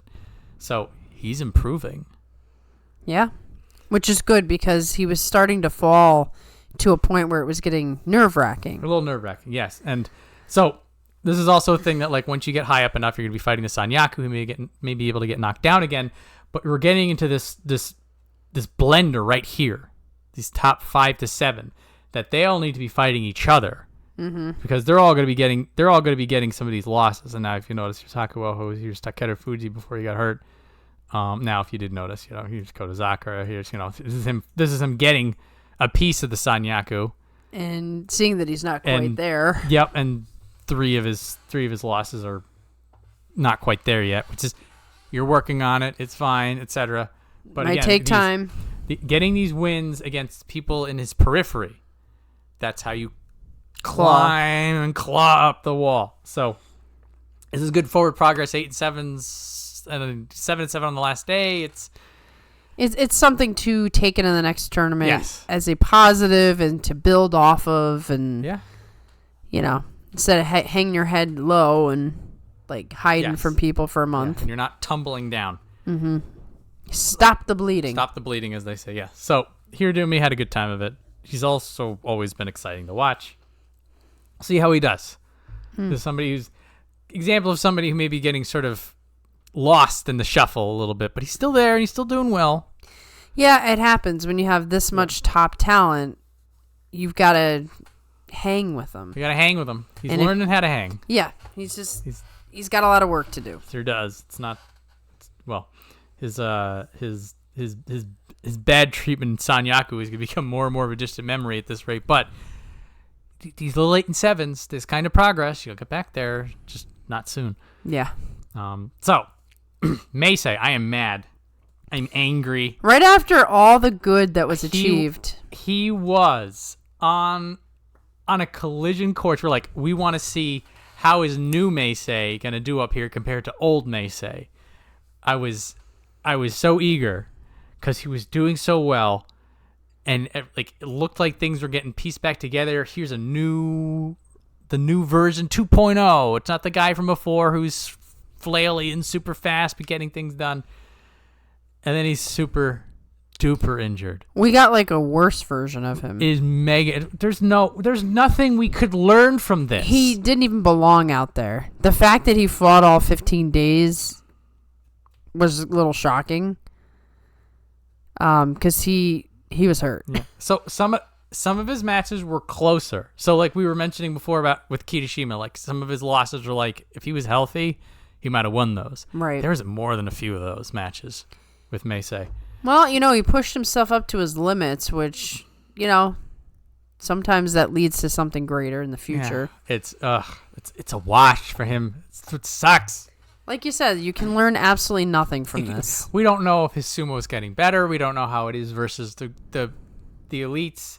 We don't know if he can heal from it because he didn't pull out. So, he didn't get the extra days of rest that you get when you're injured. Yep. So we learned nothing. And he's going to get thrown back down to where he was before. And his training partner is Hoshoryu. I mean, that can't be easy. So he's gonna be way down. So optimistically, if he keeps the progress that got him to Megashira 5 West, he should just bobber right back up. It's like throwing cork into the water. It's just whoop, bops back up. This reminds me, though, of the time that Ishiura finally made it up to Megashira 5, and then he gets hurt, gets knocked right out of the top division, and then ends up having to retire. Well, that's certainly a possibility. I am thinking along those lines, too, about like maybe this was the last chance. Yeah. But for now, I'm just be like September, November. Keep that positivity going, John. Because September, you rebuild, you rebound, and then November, maybe you're high enough that we get to see it again. And you take advantage of all those jet-lagged guys. Yeah, you do. He's not gonna. Well, I don't know. Yeah, I don't know who's going actually. Who's going? Are they doing an actual one-day tournament? Because then maybe everybody has to go. Well, I would figure people in the top division at least. Well, that's what I mean. Like, the whole top division might have to go. I don't know. I don't know. Well, guess we'll have to look into the itinerary. Not that we'll be there or anything. No, I won't be there. I don't got that kind of money. No. Or I don't really care for large crowds like that either. So. Well, if you had ever had a plan to go to England. Yeah, that would be my reason to go. Yeah. But. Anyway, Meisei, boo. Sad. Get better. Stop. And things. Oh, speaking of injury. A 1-2 punch. Takerufuji. This might be more heartbreaking than Meisei. Back-to-back people who I'm like, I need This answers. Is their tournament. Yes. But more like, I need answers. Because something just happened that's new and unique and could really show growth for this particular wrestler. And an injury just shows up. And this is why we always talk about, I'll be in the middle of saying, this great thing could happen unless there's an injury. Yeah, we're always knocking. This crap like this. So, Takerufuji, tears his bicep. And, you could see it on the replay when he was chucking Sadano Umi. It was gross. And then we're like, oh, he's gone. Hang it up. To last we'll see of him. And he just hobbles back. And the poor wretched soul pretending to be Takerufuji then fought for 6 days of misery. And you could see the misery. He was not himself. He tore a bicep. My goodness. Did he what kind of pain tolerance does this dude have? Well, he hit it. There were a couple of matches. I think I'm freaking. Was it the? Might have been the Ura match. There was one that he was getting pushed back, and he just does an incredibly amateur slips and falls.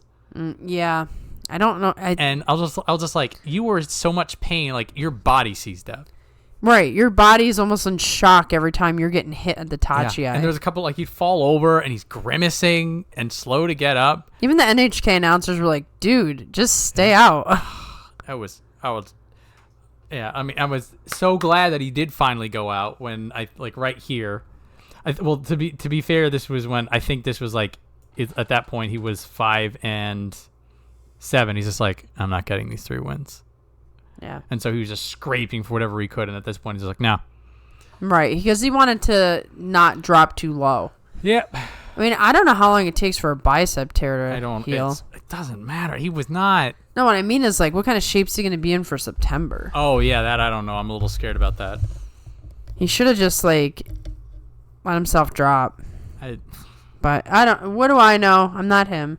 It's the thing is that like every once in a while they grit it out and it works, and then you're mad because then stuff like this happens that they try to grit it out and it's very much not working. Right, like it teaches the wrong lesson sometimes. Which is why when Hoshoryu went out with the toe, it's like, yeah, actually I saw some comments where like, well, Takayafuji's fighting with a torn bicep. Yeah, how's that working out for him? Yeah, fighting like crap. Yeah, that makes a lot of sense. Why don't you do that? You're the Yokozuna. Why don't you keep fighting with a broken toe and see how great you'll feel for the next tournament? Come on, guys. But, well, in any case, he's going to be dumped down. Hopefully he heals. I don't know what kind of procedure he's going to need. It's not... Ugh. I mean, this is after he tore his Achilles, in his debut. Now he's got a torn bicep. Like, the poor guy, either he has really bad luck or there's just something going on where his body is just prone to injury. So, I don't think we're going to get the answers to our questions with him anytime soon. No, and hopefully this doesn't become a pattern. That's the concern. Yeah, it is. Well, anyway... Gonoyama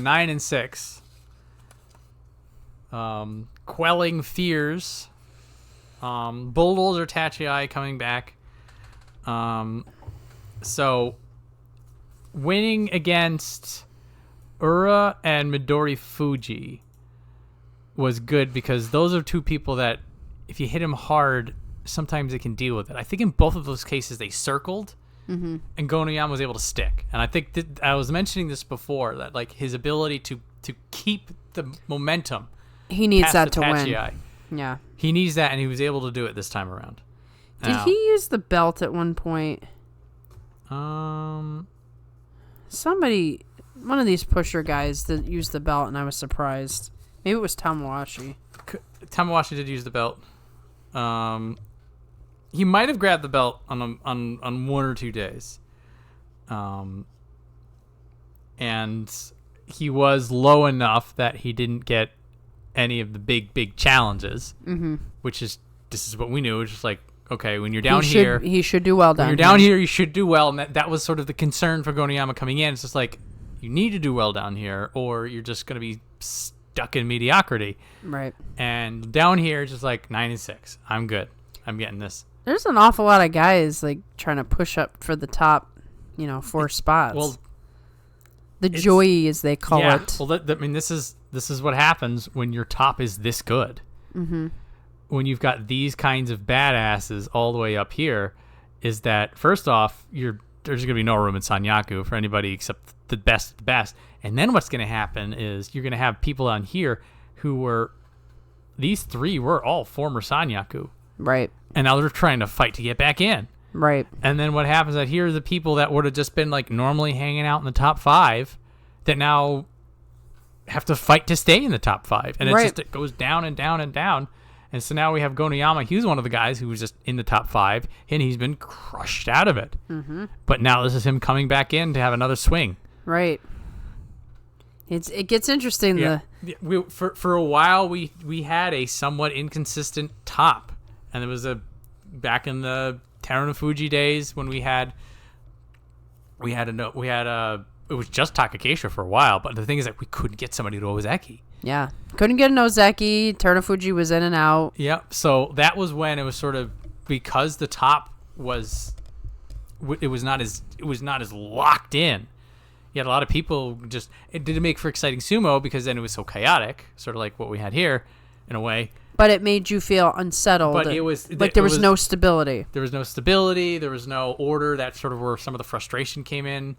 Right. Like, people like the chaos, but they also like to... It's kind of like, okay, well, mom and dad weren't home. Yes. So that's why it happened. But mom and dad exist. Yes. So, Gonoyama is now going to have another crack at it. And then for him, it's going to be, can you deal with this killer Sanyaku? And the people who want to be in Sanyaku. Tachiai-wise, his Tachiai is impressive. He just needs to add to it. Like you said, just really stick on with the pressure. Yep. Be a pure pusher thruster, which, maybe he's struggling with that a little bit. So this win here over Takeru Fuji was before he tore the bicep. So this was Takerufuji hitting him, winning the tachi, pushing him back. Gonoyama reverses it. Two of the hardest hitters in the... So he is working on these follow-ups. Similar story to Hira da Umi, in that they're both known for having a really strong tachi. And then it's a matter of how do you deal with the follow-up, or what happens next. What happens next? And that's the big question that they're working through. Gonoyama should just watch Tamawashi videos. I think a lot of people will be watching Tamawashi videos after this tournament. Do what Tamawashi does, and you'll win a lot more matches. That dude does not let up. He does not let up. He sticks to people. He follows through. It's he has glue on his hands. It's pretty impressive. All right, so Tobizaru, poor injured soul. Been a long time since he's had a record like this. Yeah, 3-10-2. So he was already, something was wrong going in. Yeah. I saw a shoulder on his tape on one day. He wasn't fighting in a Tobizaru-like manner. And then Asakori rips his arm off and he has to leave. Yeah, Asakori is a bit rough. That was a badass. So it was, in particular, his Sadano Umi loss. There was a lack of offense and output coming from Tobizaru, which is very un-Tobizaru. He's always in the mix, so grabbing that was in there. His Ura match was as fun as ever. They were both low and pawing at each other the whole time. His loss against Roga was only because Roga had a nearly impossible throw defense that I think was Tobizaru had him lined up. He did the chuck, and then Roga just kept his base solid for the whole throw. And I was like, that was a damn impressive thing. And Roga got the win off of that because Tobizaru was so off balance. That was Tobizaru doing Tobizaru sumo. It's just that it didn't work that day. Yeah. It was more the person he was fighting than it was anything he was doing wrong. But there were some other fights, just a lack of output and definitely slowing down. I was like, you're injured. Something's going on. Something's wrong. For someone like him who's constantly, like you said, pulling at people, to have a busted shoulder, now you're fighting with one arm. Yeah, so there was already something wrong, and then just it got more wrong very quickly. Yeah. So, yeah, he's going to get dumped far down. It'll be probably one of his lowest ranks in years. Hopefully he's healed and can take advantage of it. I think even a busted Tobizaru would be fine a little bit lower down, or a lot lower down in this case. But, yeah, this is a little bit concerning. I hope it is just injury. Right, not something else going on. So we were talking about Wakamoto Haru being 32, and that's pretty old and up there. He's 33. Something to keep in mind. Now, you forget sometimes because he had the late entry into the top division. But in any case, Tobizaru, rough time. Hope you heal up. Hope Asakori gives you your arm back. That Asakori, be careful, man. Good show for Asakori at least. Yeah. Well, record-wise not, but... All right. So, next up, Endo. Thank God he's getting surgery. Thank goodness. We were, preparing for an Endo warning, and thankfully he pulled out before the tournament. So, he may go down to Jirio because he wasn't here the whole time, but he's getting his knees fixed. I legitimately was worried for him as a person. Yeah, he would be slow to get up even in a win. So, so when they're like, oh no, anostropic knee surgery or whatever the hell is going on with him, I was like, thank goodness. Okay, get your knees fixed, get him cleaned up, get rehabbed. Yeah, not sure how long it will take to recover. Typical knee surgery is 6 to 8 weeks. So he pulled out right before the tournament? Or was it way before? I think the question is, how much actual time has he had to recover so far? Oh, that I don't know. But he's had at least 2 weeks, because, maybe 3 weeks, going on the 4th week. There's a potential to be back for September. He'll probably be back in September. I don't know if he'll be in the top division. Probably not, but but who knows? Didn't they say the Magisher 18 spot was coming back? Oh, it's for Shushi. Yeah, I know, right? No, it is. Yeah, I know. We'll get there. But maybe not. We'll see. But in any case, Endo, hope you get better. Hope to see you again. Endo with good knees, terrifying. Just saying. He's a skilled dude. Good stuff. So next up, Sadano Umi. Make sure AD's 4-11. Umi. Completely expected. Yes. Upsetting, but Sadano Umi just can't handle a single-digit number. He is the second oldest man in the top division. He's 37. Yep. I think he turned 38 in this tournament. His sumo was consistent. His sumo was still on brand, but he's just slower. There's a little bit of Miyogiryu in this, that he's relatively consistent. There's a little bit of a fade. But it's just where he is in the Banzoke more than it is his own personal. Right, he's talent. doing about the same that he can do at this point. Yes. But everyone else is just getting better and younger and stronger. And he's moving higher up, and he's fighting. He's fighting these savages out here who are killing each other for the top 5 spots. And that's not what he's trying to do. He's just trying to be in sumo. He's there. He's just there to hang out, man. But he's not ready for a track jacket. No, he's not. And that's these 4 wins and some of his losses. Again, he didn't look that terrible. He just was outclassed. He was outclassed. This was other guy was just better, not what's wrong with you. If Tamawashi wasn't the insane man that he is, we'd be talking about how great Sada Naomi is. Yeah, he is great. 38 years old and still fighting like this, Yeah, so he's gonna drop down, but then it's he'll be in a place where he can do his sumo fine, and it'll work, and we'll get him for longer. But it still sucks to see double-digit losses off of Sada Naomi. It's just we knew. But you knew. We knew it was coming. Yeah. So we were warned. As long as he stays in the top division, we're good. Yep. That's all I want. Stick around, Sada Naomi. And he will. Yeah. Mathematically, he's safe. So next up, Ichi Yamamoto, near Yusho winner. What a story Ichi Yamamoto was. Look at that. The collapse at the end. Well, you say collapse. I say Takayasu, Onosato, Aonishiki, Tamawashi. I don't know. I feel like Tamawashi and Fujinokawa, if he was in that same vibe of where he was, he could have won those. Maybe he gets. He wasn't winning the U show. Maybe he gets an 11-4. These 2 matches, I am not poo-pooing him. I'm just saying, I don't even know if collapse is the right word. It's just things started to go wrong, and he couldn't get back to that awesome start. It just snowballed. What I will say, though, particularly for the Takayasu fight, so the big thing he was in that fight. He was in that fight. I was cheering. I didn't even I almost didn't care that he lost. I cared that he lost because I wanted that Yusho win. But these 9 wins right here, he never pulled. Nope. He fought the instinct tooth and nail. He kept going forward. He would do the Abi snap throwdown, but it was that's a tactical move. That's not a desperation. That's move. An attack. That is a maneuver. Mm-hmm. The pull is I can't go forward. I have to figure something out. When he was fighting against Takayasu was holding him in place, and Ichi Yamamoto still went. He went forward. Slap for slap with him. And he was I was at this point I was okay, now he's gonna pull. He keeps going forward. Now he'll pull. Kept going forward. Mm-hmm. I was cheering. I was losing my mind. I'm he's doing it. He's finally doing it. He's not pulling. He's going forward. There's only one direction, and that is towards victory. I was losing my mind over that, and then reality kicked in. But right, because he's made massive improvements, but he's not there yet. That doesn't mean there's a lot more potential in Ichi Yamamoto than a lot of people give him credit for. Yeah. And the now no longer a secret belt improvements. What a nice we saw hints of it for years now. It's manifested.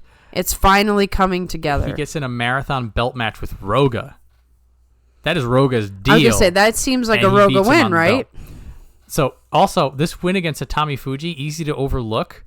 Atamifuji also 11-4 this tournament. Right. Some of the best Atamifuji we've ever seen for a year. And even just think about that though. Atamifuji, before he fell down like this, he was way above Ichi Yamamoto. Atamifuji was doing maximum pressure, like the kind of sumo that would make an old Ichi Yamamoto pull. Mm-hmm. Ichi Yamamoto outlasts it. And his footwork, I can't overstate how much it's improved. He used to be flailing all over the place, slipping and sliding. Those feet are planted. He's moving the proper way. So good. This Ichi Yamamoto was badass. It was heartbreaking to see it like you said, reality set in. It's not. This is If he takes that Takayasu match, okay, then he's 10-5. And then maybe he takes that momentum and gets another one. I don't think he was ever going to win the U show. But double-digit wins are not out of the possibility. When it was a 9-1 right here, I didn't care about reality. I know. Forget reality. I was just like 14-1. Let's go. Let's go. And The new U show. Ichi Yamamoto U show. Boom. Yeah, basically. I mean, then I saw he was gonna fight Onosato. I'm just like, come on, he's already losing a few. And then reality set. I was like, fine. He's not gonna beat He's not gonna beat Aonishiki after that. But those last 2 days, I don't know. Yeah. Well, I feel like the wind got taken out of his sails. Maybe too. a little bit. Maybe there's definitely something in what you said about once it started to fall apart a little bit, you have to sort of pull yourself back together. This 9-1 stretch though, it's so good. He's just got to think about that and use that to go forward. He was already there. It's like he doesn't need the motivation. He's in the room. He's there. Maybe there's a little bit of like stamina he can improve on too. Not that he lost these matches not because those guys were better than him, but I don't know. Maybe there's something he can take from it and be just a little bit better. Who knows? Yeah. Wild success. I feel like he really did fight as hard as he could and did everything he could. Like, what are the criticisms? None.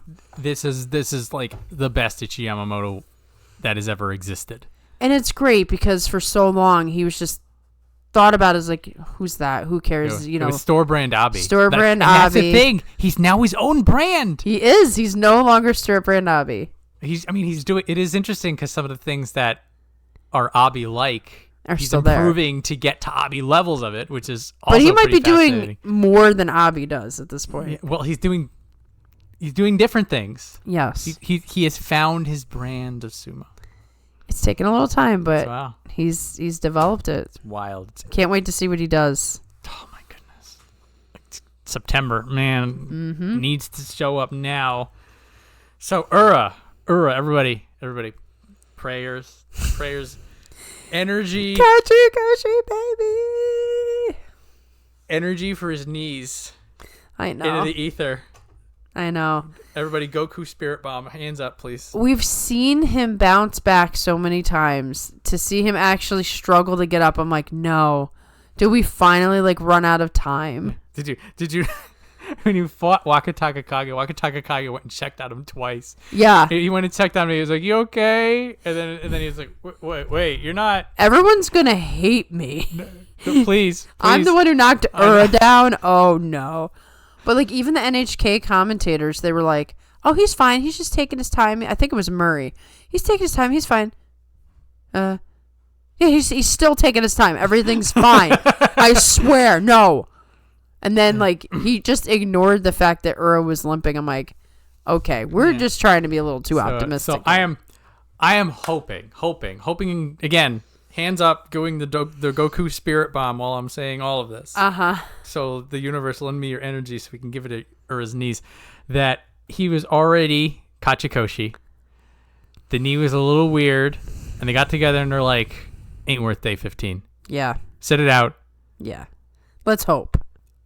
Or day 14. He's out the last 2 days. They're just like, don't risk it.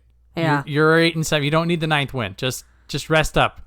Yeah, I hope it was just weirdness and not okay, because those knees have been getting banged up now for years. Yes. It's been a miracle he's lasted this long. You forget that he was on the Terunofuji murder track of complete knee reconstruction needed.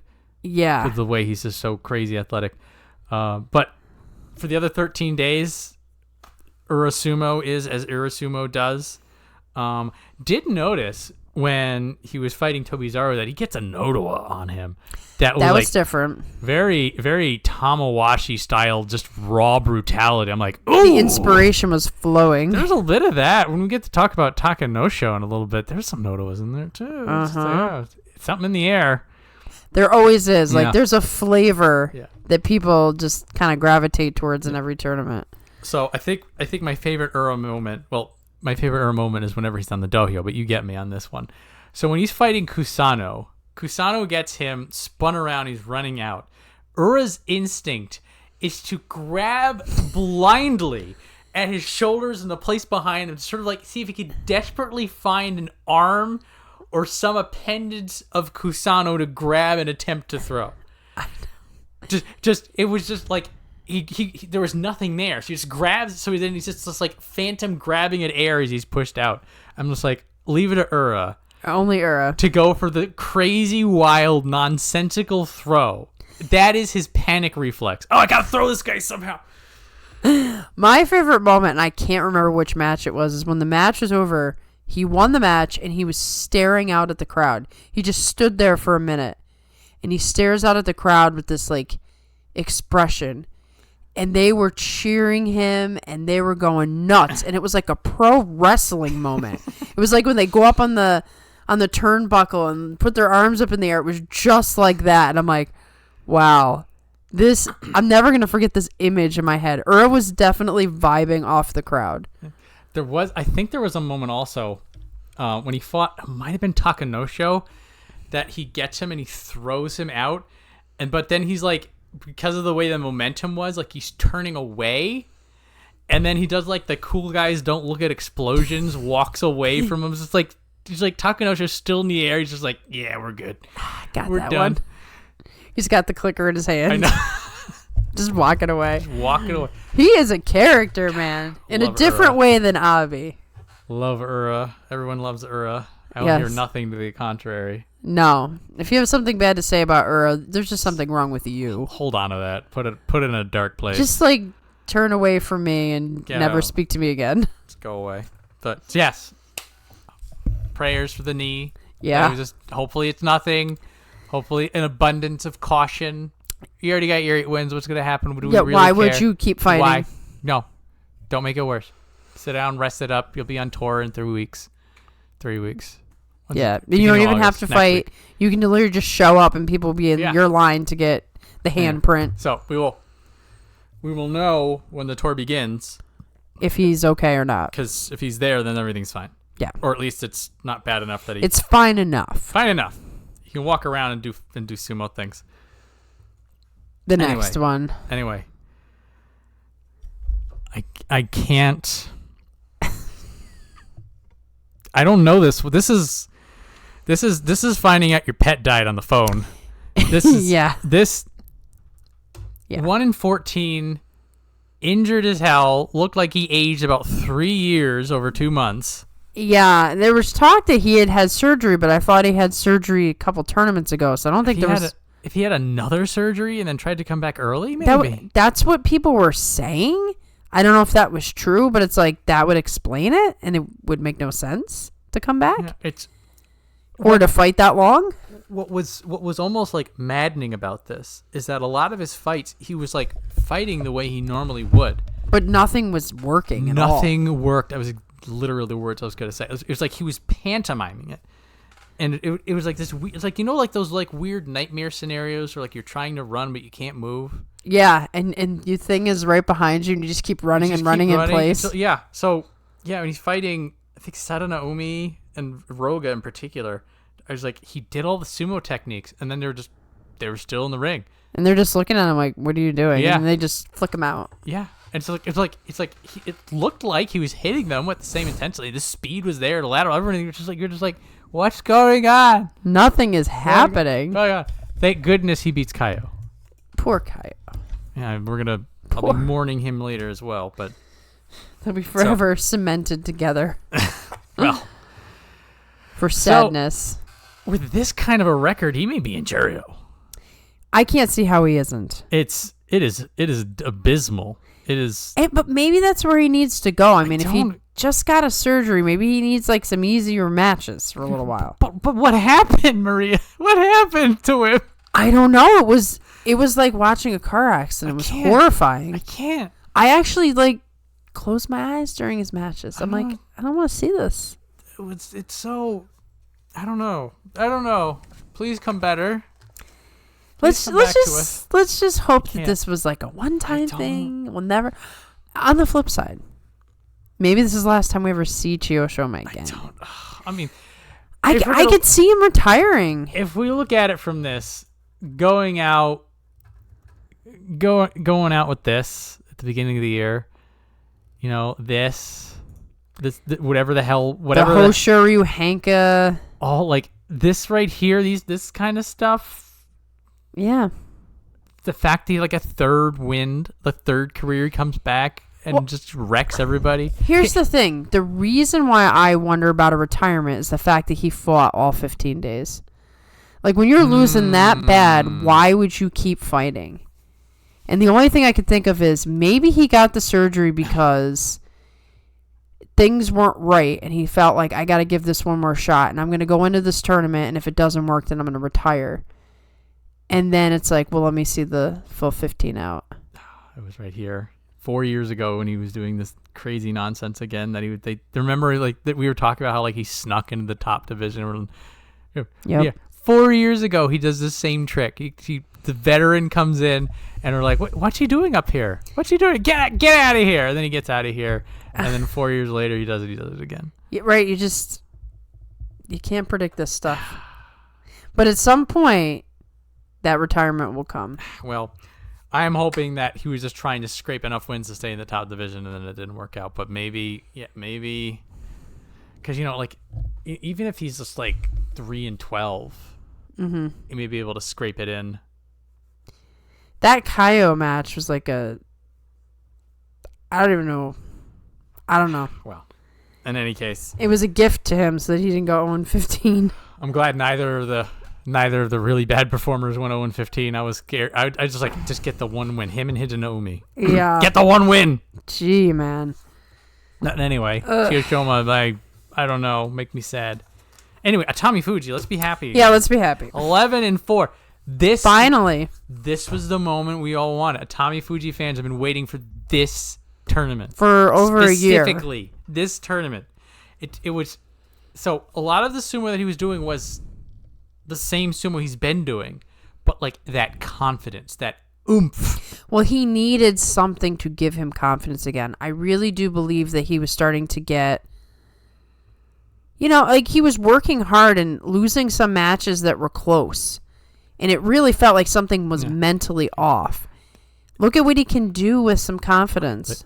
The win against Kotozakura, I might have been involuntarily fist pumping on this one because it was. This was day 13. This is when we were doing it. It was a big deal. We watched this. Yeah, and the thing is that he was silently sneaking into the Yusho race. No one even had their eye really on him. He was on the leaderboard on the bottom the whole time. Yeah. So this is what he's capable of. This is what he did when he debuted. I think this is really good for the future. There was a GIF going around of his day 14 loss that they had footage of him walking after, because this is when he was out of the race. Yeah, he was so mad, but he was fired up. I was like, right, it wasn't like, oh no, yeah, it was like, I could have had that. It wasn't the Eeyore slump. Yeah, maybe something's really changed for him this tournament.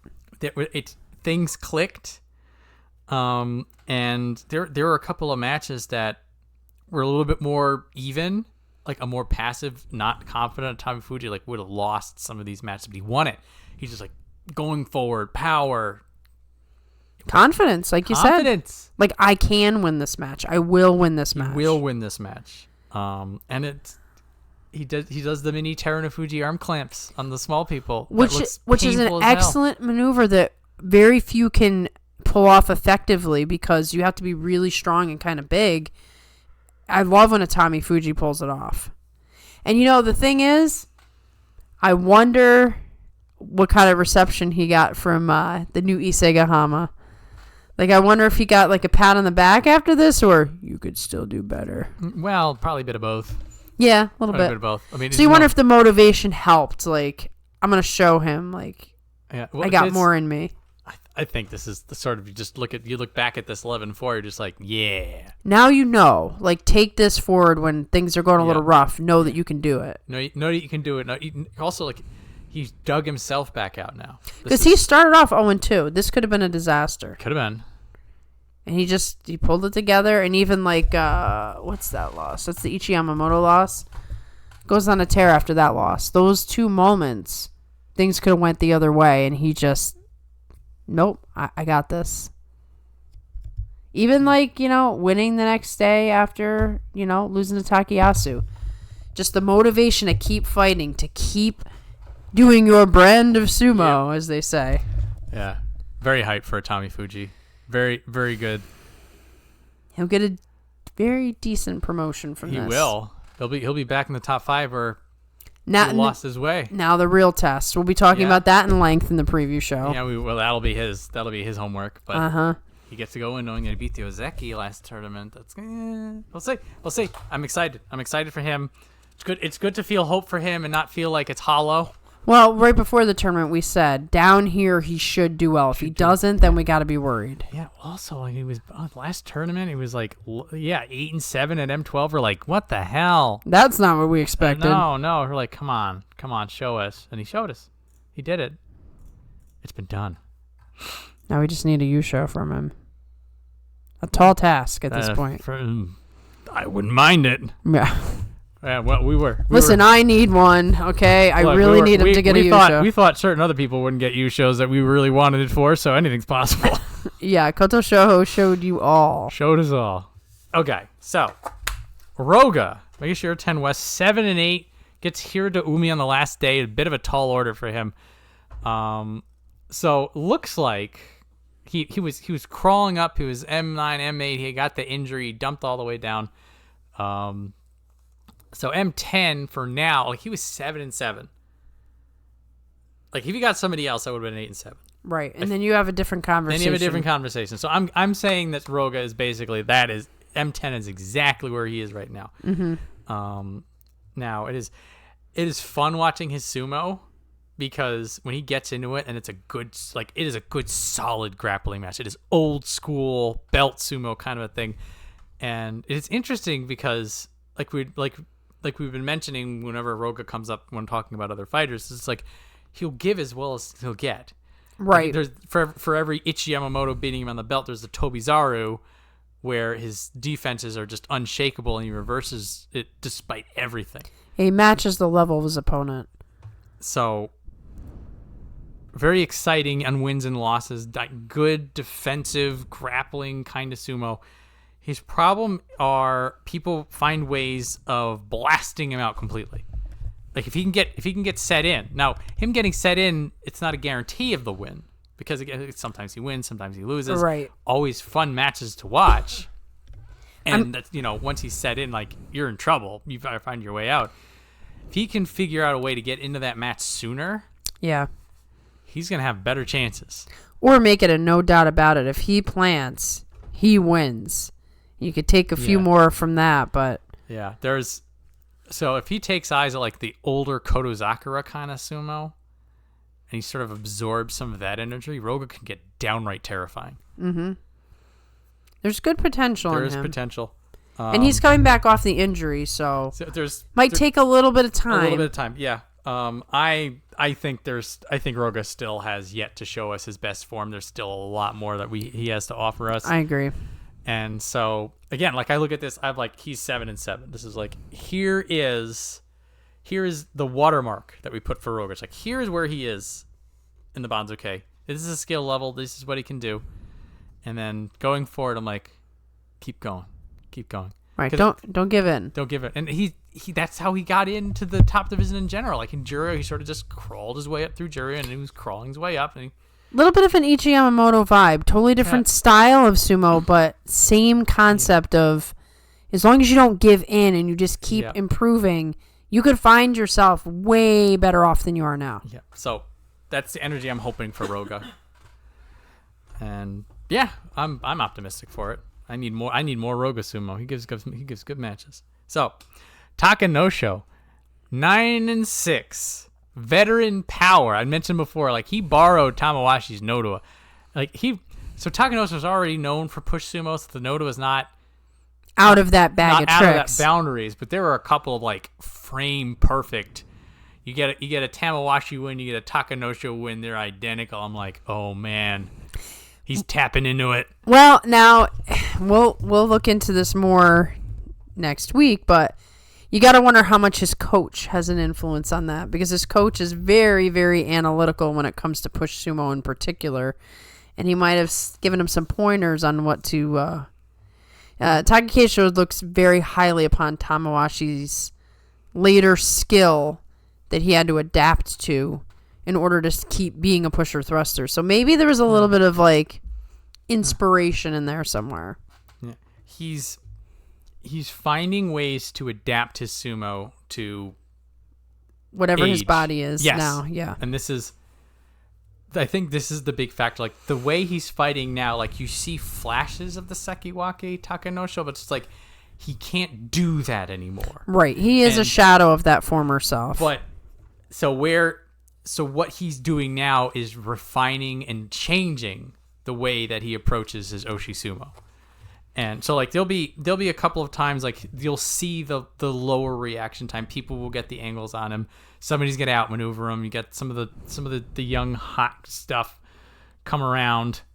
Fujinokawa, I think, was one that just put a pace on him. Midori Fuji ran him around. Like those are the kinds of losses that Sekiwake Takanosho would never have happened. But now he's like, okay, this is what I can do. Here's my power. I still have the 10 years of push knowledge in the back of my head, which is like, I need to change it. I need to leverage it. So we're seeing that old school evolution. Only the young men can have a style of sumo and just do that exact style and have success. When you hit a certain point, you have to make adjustments because you're not as quick, you're not as strong, and so it's required. It's absolutely required when you hit a certain point. And this is also like what Tamawashi does. He keeps refining. He gets his power from God knows where. Sada no Umi, to his credit, is able to refine his craft, stay on brand despite everything going on. Mm-hmm. So it looks like for Takanosho, like he couldn't just keep his brand of sumo. No. That's why he was fading off before. So he's just like, I'm gonna change it. I'm gonna figure out what works because what I had isn't working. Right.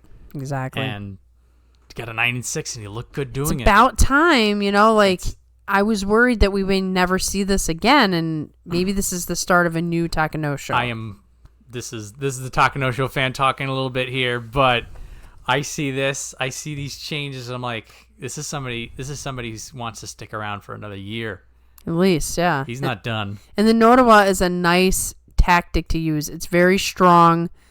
It's stable. There's not a lot of risk to using it. You might not always win with it, but there's not a lot of risk in trying. So it's a nice little thing to add to the repertoire. Yeah.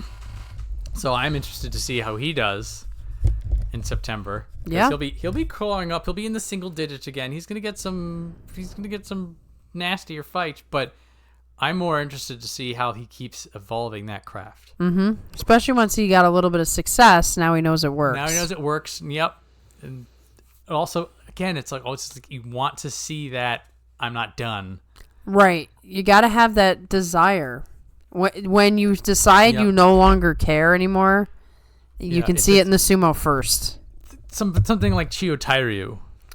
Where it's like, I'm just going to hit you really hard and then do nothing afterwards. It's he's done, isn't he? Well, it was step 1, I push. That doesn't work. Step 2, I pull. That doesn't work. Step 3, it's over. It's over. And we loved Chiyotairyu, except what he did to Kisayama. But I said I was over that. I got to commit. You said you were over it. I said I was over it. I'm not going to hold this grudge until I die. Of course not. Anyway. Hey, now Kisayama gets to hang out with Takayasu and they're like best buddies. Yes. The videos are amazing. Kisayama is a fun guy. Anyway, well done, Takanosho. So, for Toki Hayate, 6 and 9, similar idea for Roga, also a similar story for Onokatsu, who also got a 6 and 9. It's just like, this is his new ceiling. This is his new task for Toki Hayate. He fought pretty well. He is, I say he's a small guy, but he's like a big small guy. He's like Ura small. Yeah. And that, exactly. And that he's, I don't know, like not normal size. He's not an Asakuryu, but he's not like I think like Atamifuji. Sadana is like average size. Yeah, that's a good. That's a good. So like he's comparison. Smaller than average, but like he's not like small. He's in a weird spot. But, but he fights like he's 50 kilos heavier. He's just strong and aggressive, and that's where he gets some exciting, powerful wins. also like against bigger people like Roga and Churanaumi. He just is like, nah, I'm going forward. Right, and they just can't handle it. Now, interesting that of these new people, Fujinokawa gets it over on him. Midori Fuji gets it over on him. Asakoryu gets it over on him. So, unfortunately for him, when it comes to this crop of the smaller grapple fighters, they seem to have his number. Right, they actually seem to be a little bit better than him. Like, it's always interesting to see the smaller guys fight each other because now it's like a real classic sumo match for them. Usually you're watching them fight the bigger guys, and it's always like David and Goliath. So if you're losing in the smaller pool, that's not a great thing. Yeah. So speaking of the Midori Fuji match, the Tokiya Hayate Midori Fuji was like one of the best fights of the tournament. That was an incredible, awesome back and forth. And that really showed how Tokiya Hayate's, his strength, his grit, his grappling are a lot better. Because when he showed up originally, he got kind of smacked around. They were like, you don't belong here. It took him a couple tries to get up here. And now that he's here, he's fighting like he belongs. The 6-9 means he's not able to like stay at this level. But he hung in there with these guys. He's, like you said, you can see the improvement. He is, like, for this is what you want to see. And he'll stick around. Yeah, he's safe. He'll drop down to 14 or so. And Fujinokawa space. Yeah, but I was impressed with the improvement in his sumo, if not the results. And I think he keeps working at that. He can just sort of figure his way up. But like some of the ways he fought though was I belong where I am. I am in the top division fighter now.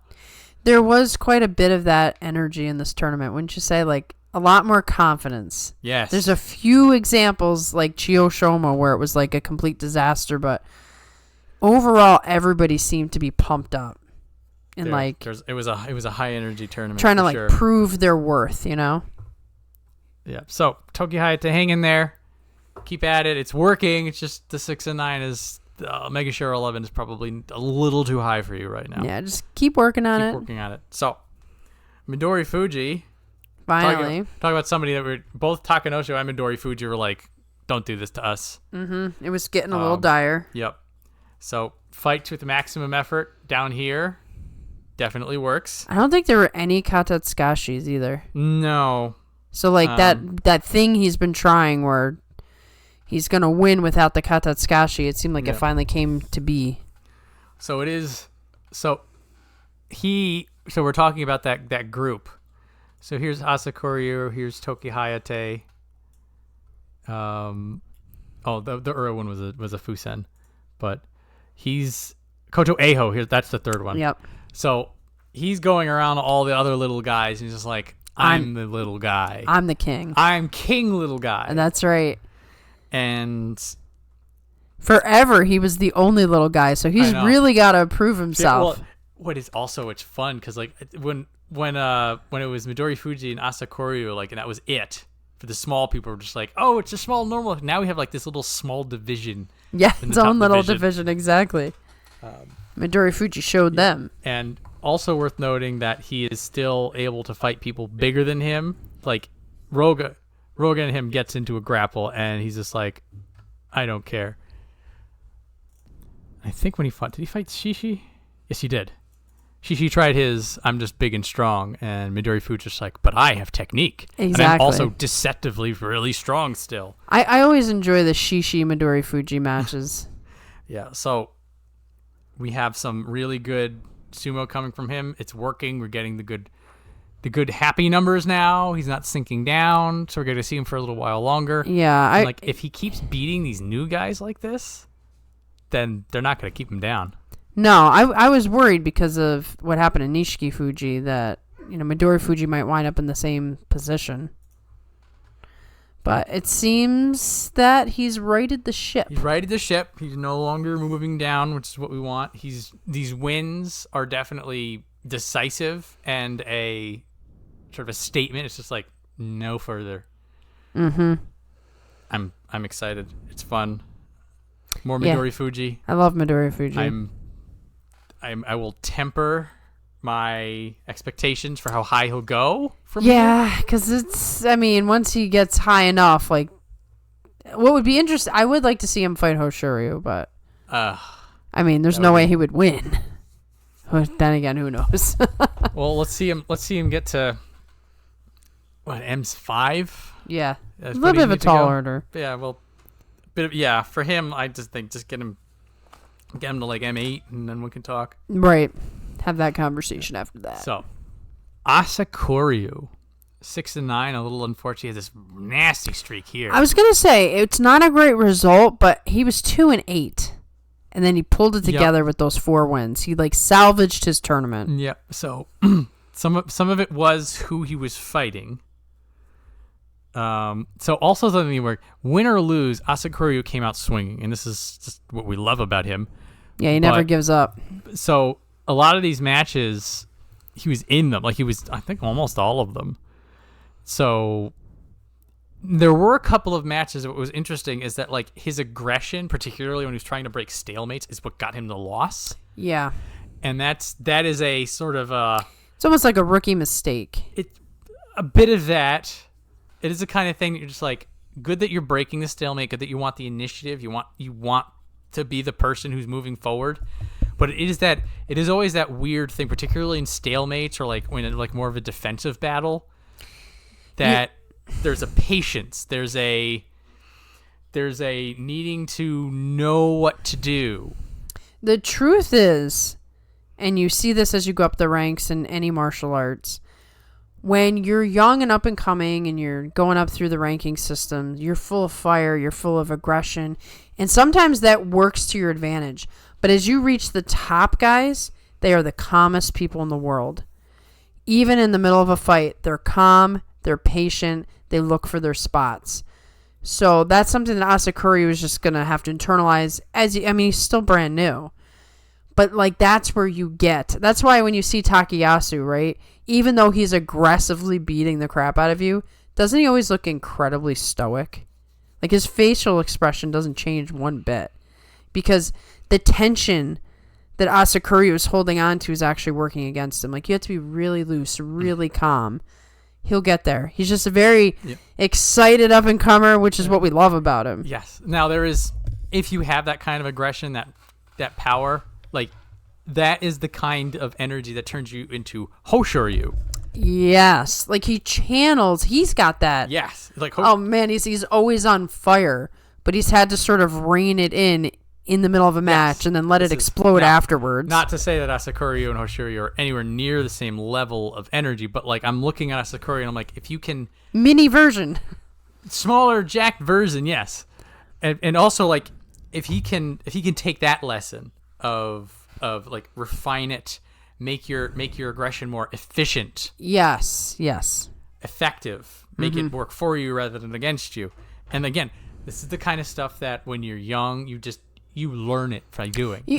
People can tell you all day long. You're not going to learn it until you're in the situation and you've done it enough times. Yep. That's why when we talk about the green fighters, it's just the reality. Yeah. So, as you said, the 6 wins, 4 of them coming off the last few days, means that he's here. He's not discouraged. He's going to keep trying. He's going to keep trying. That kept him in the top division. Those 4 wins. So we're going to see him again, and yeah, I was worried when he was 2-8. It was a little rough, but he's going to refine the craft. He's going to come back in September, and then we get to see him in Toki Hayate. It's very similar. Just okay, it's been 2 months. Do over. Let's see what you got now. Mm-hmm. But he's fun to watch. He's little Mighty Mouse, firecracker. It's good stuff. So. We're just kind of a stack of good news for a little while here. It's about time. Chiro Naomi. We were worried about him. 9-6. We're no longer worried about him. No, not the 11-4 that he sometimes gets down here, but this 9-6 was his sumo. Mm-hmm. It was him fighting his way, and that was sort of the bigger concern when he was plummeting. is that it wasn't looking like he was doing his sumo. Right. It was a weird version of himself. It was like an injured, not focused, something's wrong kind of a version of Chirona-Umi. This 96 was all him. So he had a great fight with Kotoshoho. Him and Kotoshoho, it's like those Yutakiyama fights from back in the day. Like a real brawl. They just go after it. I'm just like, yes, it's violence. That's what we're here for. Something that was fascinating was his win against Gonoyama, and this tells me the tactical mind and also how good his reflexes are. So Gonoyama hits Chirona-Umi with his signature bulldozer Tachiai, and Gonoyama, by the way, is all the way up here. So Chirona-Umi is somebody who was up there before, but just mathematically, you're fighting an M6. Yeah. So it's a step up for him. But when Gonoyama gets Chirona-Umi to the edge, it's like the Tachiai just stops for some reason. I didn't really see what happened. Chirona-Umi was able to reverse Gonoyama's momentum, uses lateral movement and edges in order to get Gonoyama over, which is Gonoyama's weakness. On the replay, during the Tachiai, he does a blind front belt grab. Ah. So he anticipated Gonoyama's Tachiai and then used the belt grip to neutralize the power. Wow. That's a move. A fraction of a second. That's a move. To do a... You're just doing the... I'm doing the motions if you can see it. You are grabbing a 30-mile-an-hour car by the grill and pulling it upwards. Right, stopping it dead in its tracks. That's what he did to win that match. That's nuts. And I'm just like, this isn't just a dude who cracks people in the face and moves around. This is a very thoughtful, analytical, practiced move. Gonoyama was probably a little surprised. Like, Possibly. what is happening? Now this is something I believe we've talked about with Chirona-Umi before, about how he's a very analytical fighter. But like, this was an example of 100%, if he was just acting on instinct, either his instincts are really good, which they could be, or like... Yeah, it's counter to what you would do if somebody's charging at you. Yes, this is strategy. You had to know that was going to work, or else you're going to break your wrist. And then your face, because you're still having Gonoyama. Right, you're not protecting yourself too well. Yeah. I'll have to go back and watch that. Fascinating. Good stuff. And we're going to keep him a while. Similar to... look at it. Look, this whole row. Takanosho, Midorifuji, Chirona-Umi. All these people who are potentially in a danger zone. A little scared about all of them, but now all of them are like, nah, 9 and 6, we're good. We're good. Worry about someone else. Keep it moving. Keep it moving. Well done, Chirona-Umi. Good stuff. Good stuff. Grit. Beautiful man. All right. Shodai. Speaking of beautiful man. You can't say Shodai's name without laughing. I dare you to try. This was a question we have been asking this whole time. How low can Shodai go before he just passively starts winning? That his baseline level of pure I'm just here sumo gets him a Kachikoshi. The answer is 13 West. You can't help but feel that he was like, I don't really want to go to Juryo. Fine. I'll do a little bit. So it was more or less a similar breakdown. Like, he had his Ozeki Shodai moments that he just shows up. And it was just he just gets the guy up and he moves and just you're just like, oh damn, he was Ozeki, wasn't he? And then you have your moments like the token effort Shodai. Right, where I'm really trying, but I don't really care if I win or not. And then you have the moments that he just shows up. And what is interesting is that a few of the just showed up got wins. Well, wasn't one of them against Sadano-Umi? Was that the one? The Sadano-Umi, that was his token effort. Because Sadano-Umi drove him back. This is also like one of the things that Shodai was like, when he was good, like he was really good at this. The pivot reversal throws. Mm-hmm. He grabs Sadano-Umi and he does one of those garbage bag chucks. Those were what he would employ back when he was doing good. Yeah. Yeah. So like, it's like too much effort when he's high enough up now to do that. But I guess when he gets desperate, he's like, I'll bring those back. Well, Shodai, like, again, he has the sumo in there.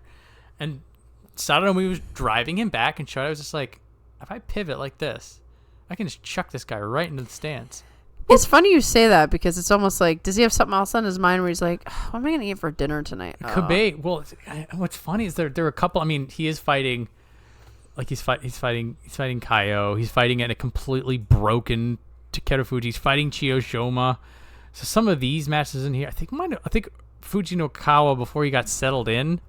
Well, not like that, but Shodai, I mean, we make fun of him and we should, but Shodai's a former Ozeki and here's a brand new guy. Like, there's got to be some sort of like intimidation. There's that. But there were a couple of matches where Shodai was just there at the Tachi. Well, that's always been his move though. Like this is the thing about Shodai. He's always absorbed the Tachi. He's never met it. But now that he's older, like, he can't withstand it anymore. Well, there were a couple that he just stood up. Yeah, and then that's what he does. And then 2 seconds later, it's just like, oh, match is still going on. I'm still in the ring? Oh, Yorikiri. There was a couple of moments like that. I'm just like, oh, he's that was the moment that I realized that the just showed up Shodai was starting to win. It's so weird, isn't it? Have you ever seen someone fight like him? No. Never. No. God bless him. They takes all kinds, remember? Look. If you want your Kusanos, if you want your Atamifuji resurgences, if you want your Aonishikis, you need to have your Shodais. It's true. You need to have your Uras. Yeah. You need to have your Kaios. Yeah. I mean, I want my Kaio back, but we'll get there. We'll see. I mean, not with the 4-11, but wonder if he's hurt. I don't know. I think so. I'm guessing so. Anyway, congratulations, Shodai. I don't know if you realize this, but you got a 9-6. Yeah, he doesn't know. I think somebody pulled him aside at the end of the tournament and just like, you got a 9-6. Really? No, that's cool. Oh, cool. All right, I guess I'll be sticking around for a while. Oh, maybe I'll get some extra champagne or something. Anyway. So, from completely silly to completely badass, Kusano, 11-4, lives up to the hype, puts down the latest hype in Aonishiki, the win on day 14. What? Kirishima might have been dying on his feet, but there is nothing on this planet Earth that is going to take away how sick that leg trip was. Yeah, I mean, he really beat Kirishima. Even if Kirishima was sick, he beat him. That was a tough loss for Kirishima, I think, because he wasn't expecting it. He didn't really know much of what Kusano could do in that respect. He had never shown anything like that. And Kirishima probably thought, I'll get the young guy, And man, that was a killer loss for Kirishima. Yeah. So this stuff here, showing the technique, cold nerves, solid rock. Here he is, like day 13 and day 14, fighting top guys, and he didn't look unfazed. He didn't look phased at all. They do the cameras on people, and you could look at them.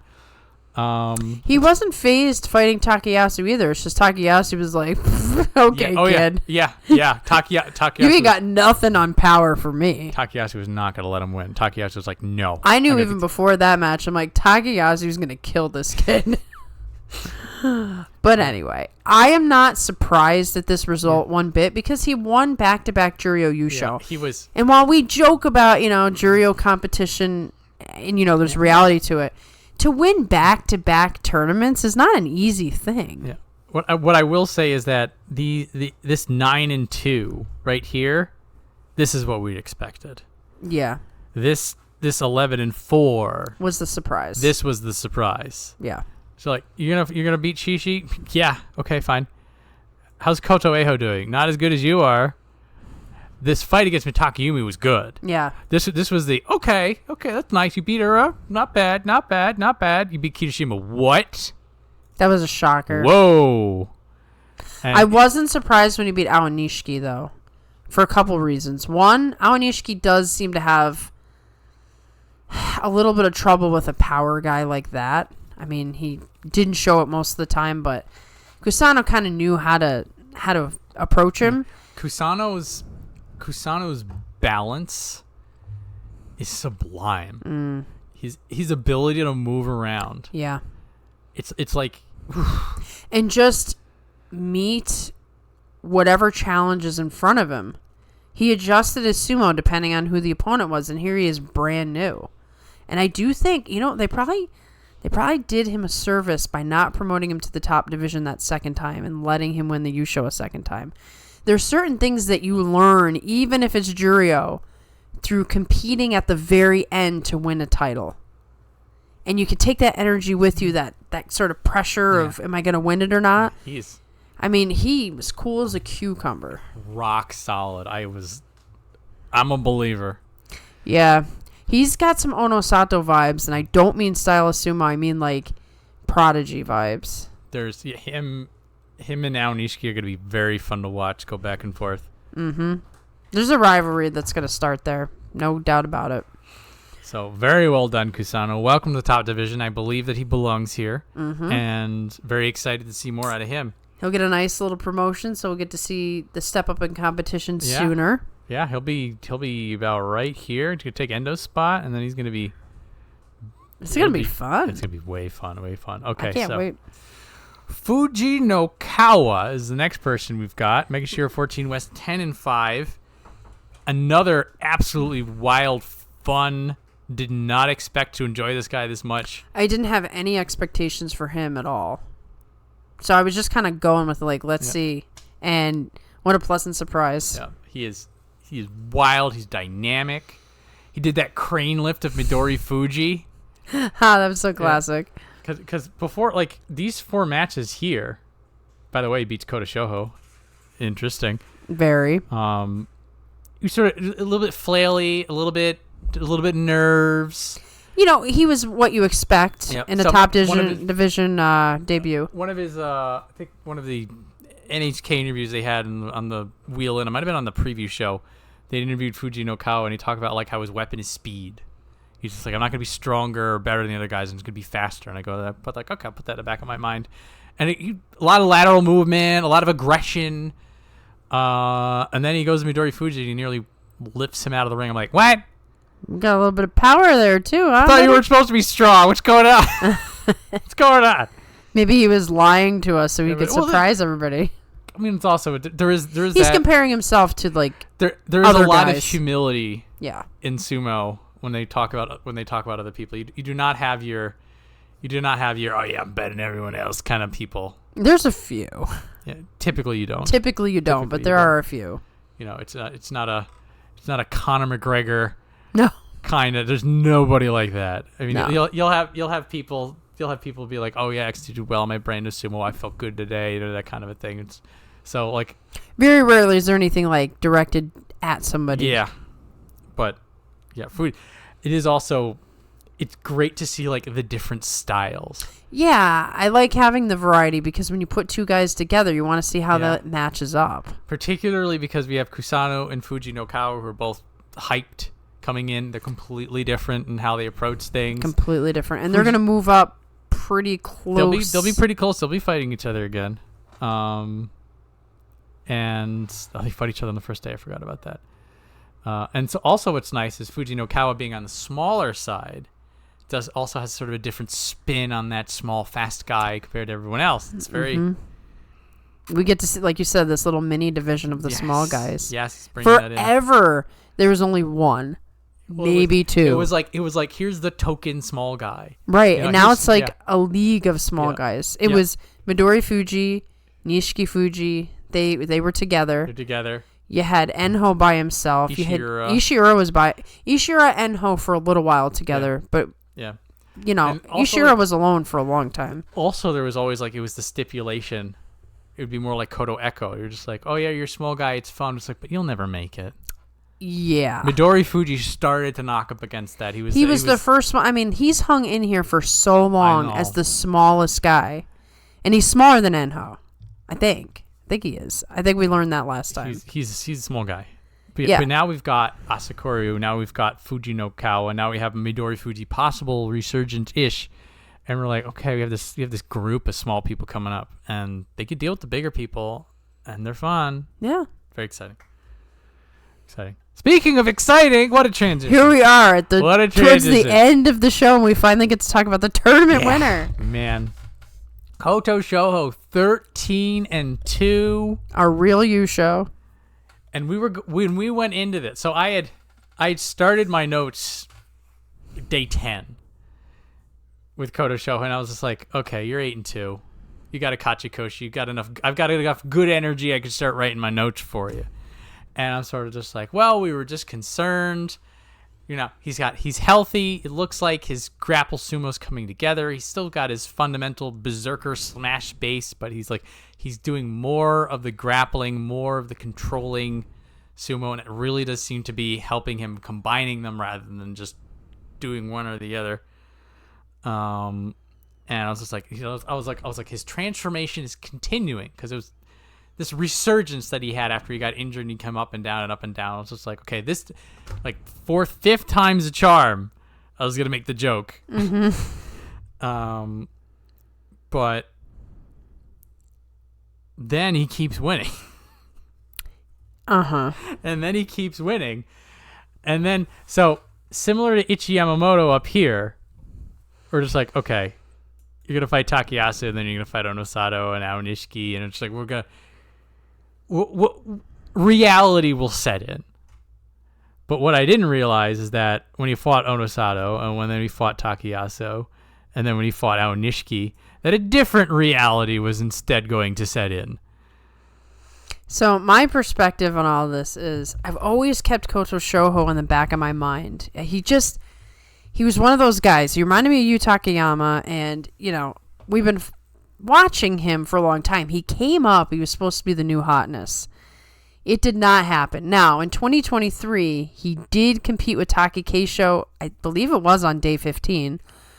And if you'd like to see that match, you can actually watch our Takayasu tribute music video, so you can see it very quickly. It's in the tribute section. But anyway, so Kotoshoho fought Takayasu, and he loses on a throw. And that was in 2023. And I've had him in the back of my mind ever since. And then we knew Koto Eiho was coming up. And I thought, okay, I'm always looking for that X factor in the background. I'm like, brother's up. So he's going to be pumped up. He's going to be ready. Did I think he would win a Yusho? No, not until day 13. Everybody on the Sunday Morning Sumo stream was like, there is no way Kotoshoho is going to beat Onosato tonight. And I'm like, we'll see. We'll see. The vibes were in the air. I'm just saying it was a good guess. The vibes were in the air. And it's when he beat Onosato, and then I saw the three guys who were there, Aonishiki, Kusano, and Kotoshoho, and I really thought about it. I'm like, this really could be Kotoshoho's, because as hype as Aonishiki and Kusano are, they're still brand new, and Kotoshoho's been around for a while. He's hungry ever since he tasted the Yusho. I'm like, there's a real good chance Kotoshoho takes this. So I wasn't too surprised. It's not typical that I feel that I get vibes like this. I'm usually completely guessed wrong, no clue. But this time I just felt like it was his. Do I think he's going to be a repeat Yusho winner? I do not. I would love it if he surprised me, but this just seemed like everything aligned perfectly for him. This is something that also we were mentioning before about how a lot of things sort of came together. Kotoshoho already had the Yusho nerves experience to fall back on from a couple of years ago. Yep. A couple of key people in the top division were gone. No Hoshoryu, no Daieisho. He doesn't have to fight Kotozakura. Doesn't have to fight Kotozakura, so that's one less person in the elite that he doesn't have to worry about. And he just seemed unshakable. Like, he believed he can do it. He was so dialed in. And, like you had mentioned, this win over Onosato, I'm like, okay, we're done. Uh-huh. Pack it in. We're good. We're going to see it happen. It's fine. Again, I'm looking at this, I'm just like, I just wanted him to do well. Going into this as the Kotoshoho fan, I'm like, just improve. Or like this new grapple thing that you got going on, it seems to be pretty good. A lot of things seem to be clicking. And that's, to win a Yusho is very different than being a top guy, right? You just have to go in with the mindset to win every day. And sometimes when you go with that mindset, you actually get results. And it does. It all lines together. It lines together. And so for one tournament, you're the guy. But to put that together again and again and be a top guy is a different conversation. So the long term for Kotoshoho that's up in the air. A lot of his original when he came up in 2020 when he was the new hotness and then sort of stumbled and fell apart. Some of it was injury. Yeah, a lot, yeah. But there was a mental problem as well. Like he couldn't overcome the stress of the injury. So he was also, let me pull this up. So comes in from March 2020. We have not started 42 Opinions yet. And let's not forget what March 2020 was. There was no crowd. Correct. Comes in Megashira, comes in up on a storm. Right here, Megashira 3 hits a wall, and then he gets injured. And this was the 1-2 punch, physically and mentally, because he had been on this upward track this whole time. Like things were, and then promising for him. So then he gets injured, and then he gets a loss, and then he struggles, and then he comes up and out, and for a while we've been talking about like even like last year, like keep getting those 8 and 7s. You just got to keep figuring it out. There's a talent in there. We knew it. He was fighting himself. It was that transition to the more Kotozakura style sumo that has really seemed to make things line up for him. Not everybody in the top division, I'd say a good chunk of people, they don't have really good training partners. Their stable is like they may be the top guy and everyone else is lower. To have an Ozeki or a Yokozuna in your stable does give you a benefit over some other guys. Like even Hoshoryu doesn't have a guy to train with. He has to go to other stables. So there had to be a point if Kotoshoho really had all this great potential. There had to come a point where it would all come together. We're always saying how it must be really sad in the Koto stable because both Kotoshoho and Kotozakura were struggling. Also, it was Kotoshoho, Koto Echo.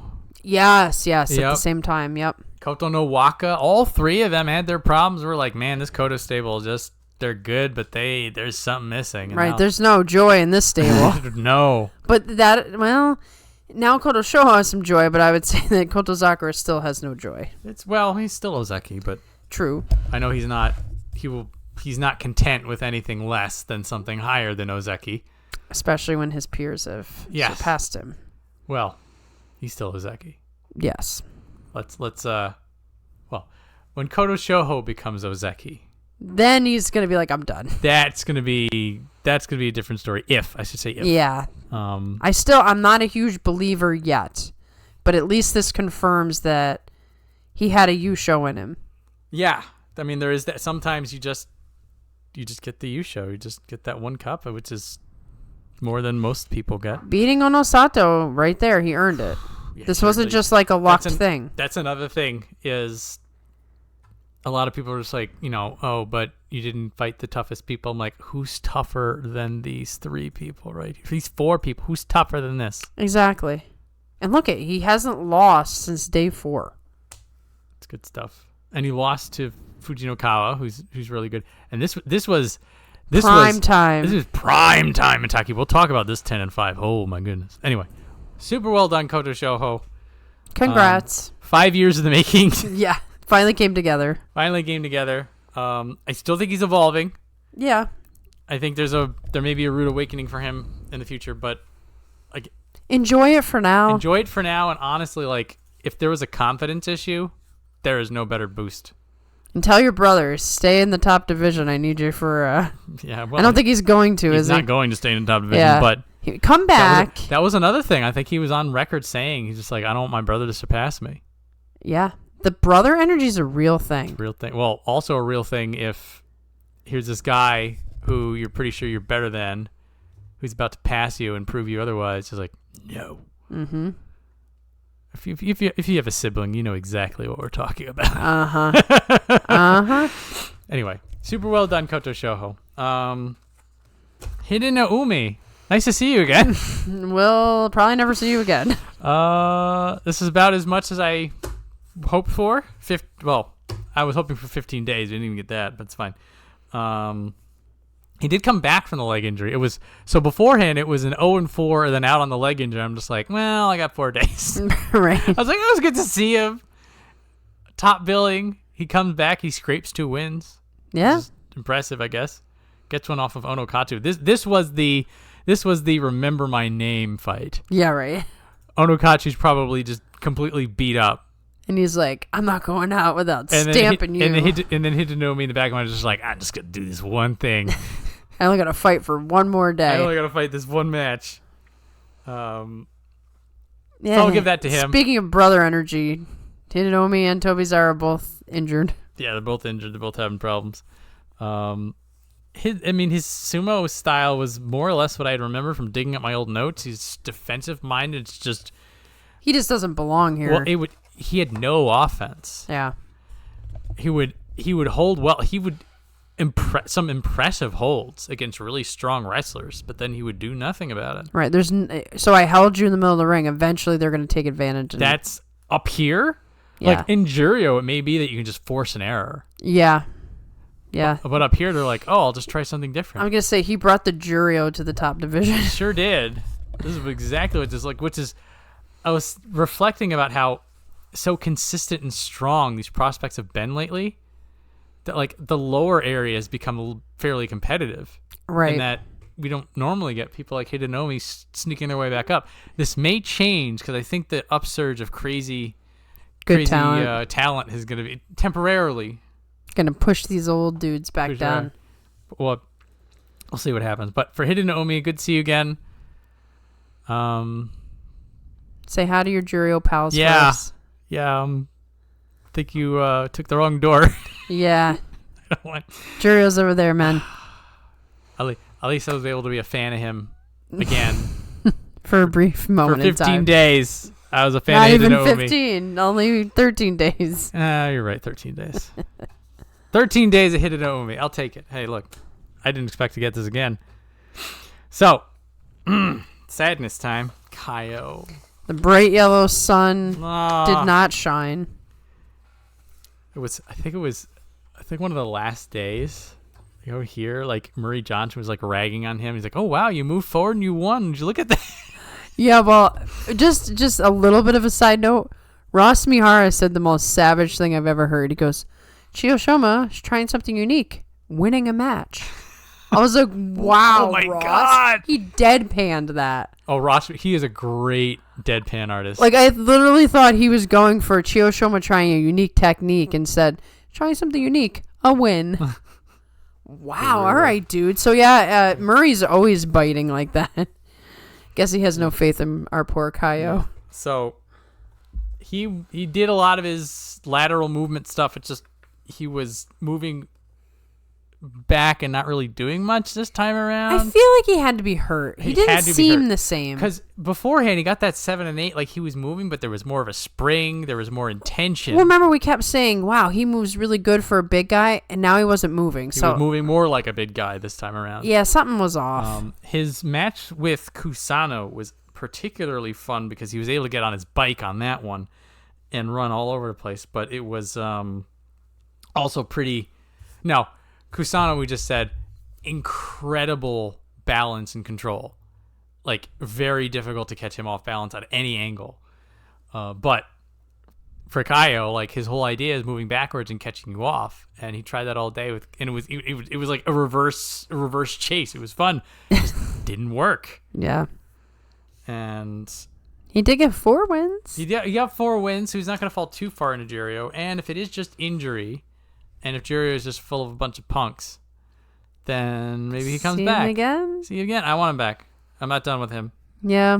We'll have to see. We'll have to be optimistic. I will not accept anything less than him coming back. Okay.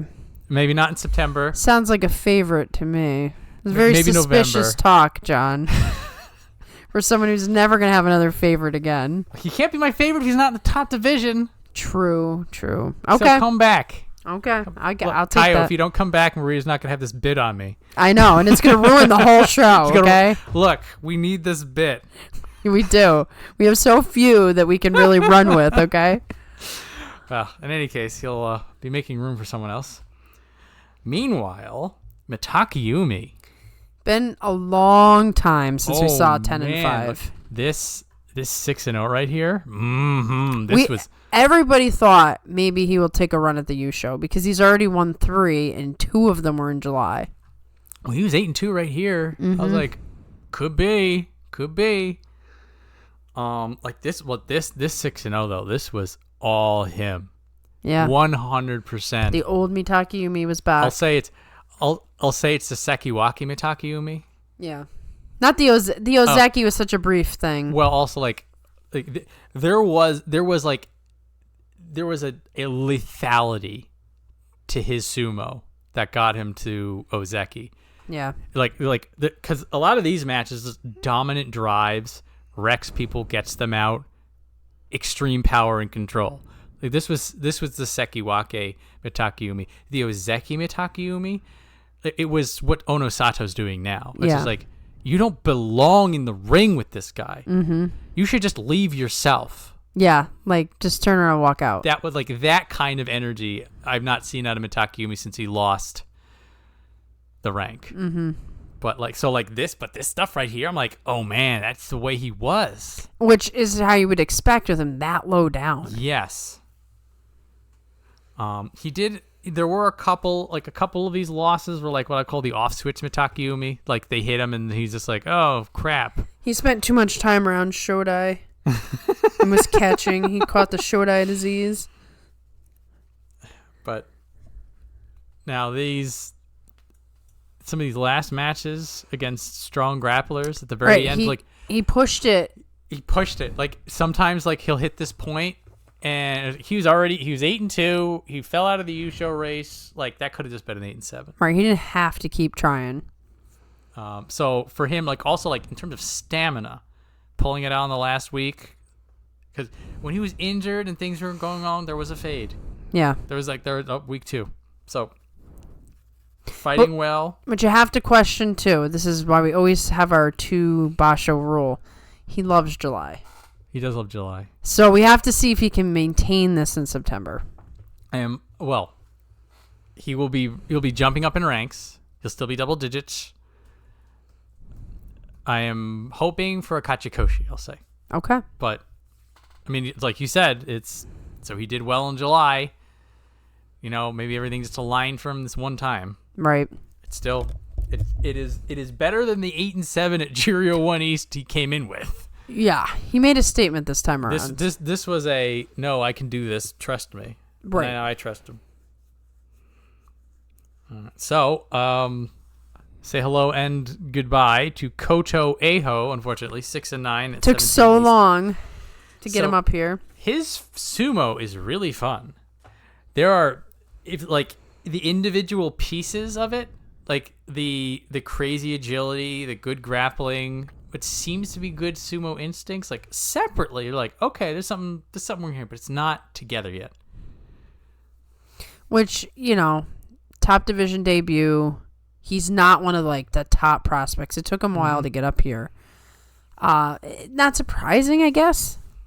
And maybe there was a little bit of pressure with my brothers here, and maybe it worked against him. They're not in the same stable, are they? Yeah, they are. Yeah, they are. They're okay. all Kodo. Yeah. Okay. Well, there's the other Kodos that I don't think are around anymore that are in a different stable. Wasn't there? Kotoshogiku? Yeah, maybe Kotoshoho now. No, I know, but there was a period of time where there was there was a stray Kodo, and I'm like, they're not all in there. Yeah, that is true. That will sometimes happen. But anyway, so, not ready yet, but I'm ready. Learned some lessons. I get the same energy. Sometimes when you're just like, here's some chocolate chip cookies, here's some flour, here's some sugar, here's some eggs. You're just like, these will be cookies one day. Right. I don't know if I'm going to make them now. I don't know how they're going to turn out when they're ready, but I got the ingredients. They're all here. Right. Maybe tomorrow I'll make them. So, I don't know. I feel like Kotoshoho can find a place in the top division, compared to Tamashoho, who I'm like, you need work. A lot of work. Yeah. Tamashoho, very interesting, weird sumo, which is fun, but it is not top division quality. It's not top division quality. I feel like Kotoshoho has some top division potential. It's not there yet. He didn't seem like super outclassed. Yeah. He was outclassed, but not Tamashoho level. I think it was funny. There were multiple matches where he was doing grappling, and then he does some crazy ballet gymnastics stuff, but like he's already getting thrown. Right. It's like too little, too late. But it was flashy. It was dynamic. Good balance, good technique. You could picture like, if you had just pulled that off at the right time, we'd have been like, look at this guy. He does like the abishiko that his foot's like all the way up in the air. So like he's got the pieces are there. Also, I think when he fought Fujinokawa, like he had Fujinokawa going back, and then Fujinokawa just like, I'm just gonna pivot you, and off you go. So it's just like they're just a little better. I still can't believe they didn't let Kotoshoho ride in the car with his brother. Like, not only was it a slap to Kotozakura, but unless they hate each other, they probably would have enjoyed that moment. But whatever. They're in the party. Yeah. I don't know. I'm pretty salty about it. I don't know. And they wanted to rub it in everyone's face. And they figured Kotoshoho is not popular enough for anyone to get mad except for me. I'm the only one who feels injustice. I don't think Kotoshoho. You know what Kotoshoho probably said? I'll ride in the next one. I like it. I like the sound of that. That's Kotoshoho's perspective. I like that. And then they hand Kotozakura the flag, and they're like, you sit with this. John, how do you turn these horrific situations into, like, these grand moments? How do you do it? King optimism. I like it. I feel better already. Thank you for that. There you go. Well, I think we will see Kotoshoho again here on 42 Opinions, but for now we will be seeing Juryo. All right. But the big question is, where will Shishi be come September? 7 and 8 on the lowest rung. So what is actually fascinating about this is that right here, he loses to Midori Fuji. He's 4 and 8. We're like, you're gone. Goodbye, buddy. A lot of this was, he was doing his brute force sumo, but like either he was injured or it just wasn't working out. His timing is off or something. His timing was off because there was some of it was just like, I'm just going to be stronger than you and you're going to lose. And then what happens is these three, well, he gets Tamashoho, which is a kind of a gimme. Mm-hmm. These two matches here, Toki Hayate and Asakuryu, he fights like a man possessed. Because he wants to stay. He did not want to leave. It's like, it is the Shishi in March, who was like that 9 and 6, shows up those last 2 days. He's low, he's driving, he's using his power correctly, and he just smothers these two guys out of the ring. I'm like, what? Where was that Shishi like 3 days ago when it mattered? Where was that Shishi the last 12 days? Yeah. Can't find the motivation till the end, dude. All he has to do is beat Midori Fuji, and then he's got a Kachikoshi, and it's it was just something about it, almost Ozeki Shodai energy. I was gonna say there's some Shodai in that boy. It doesn't like for Shodai. It's like it wasn't until his back was all the way up against the wall that it would emerge, that the sumo would manifest. It was fascinating to see.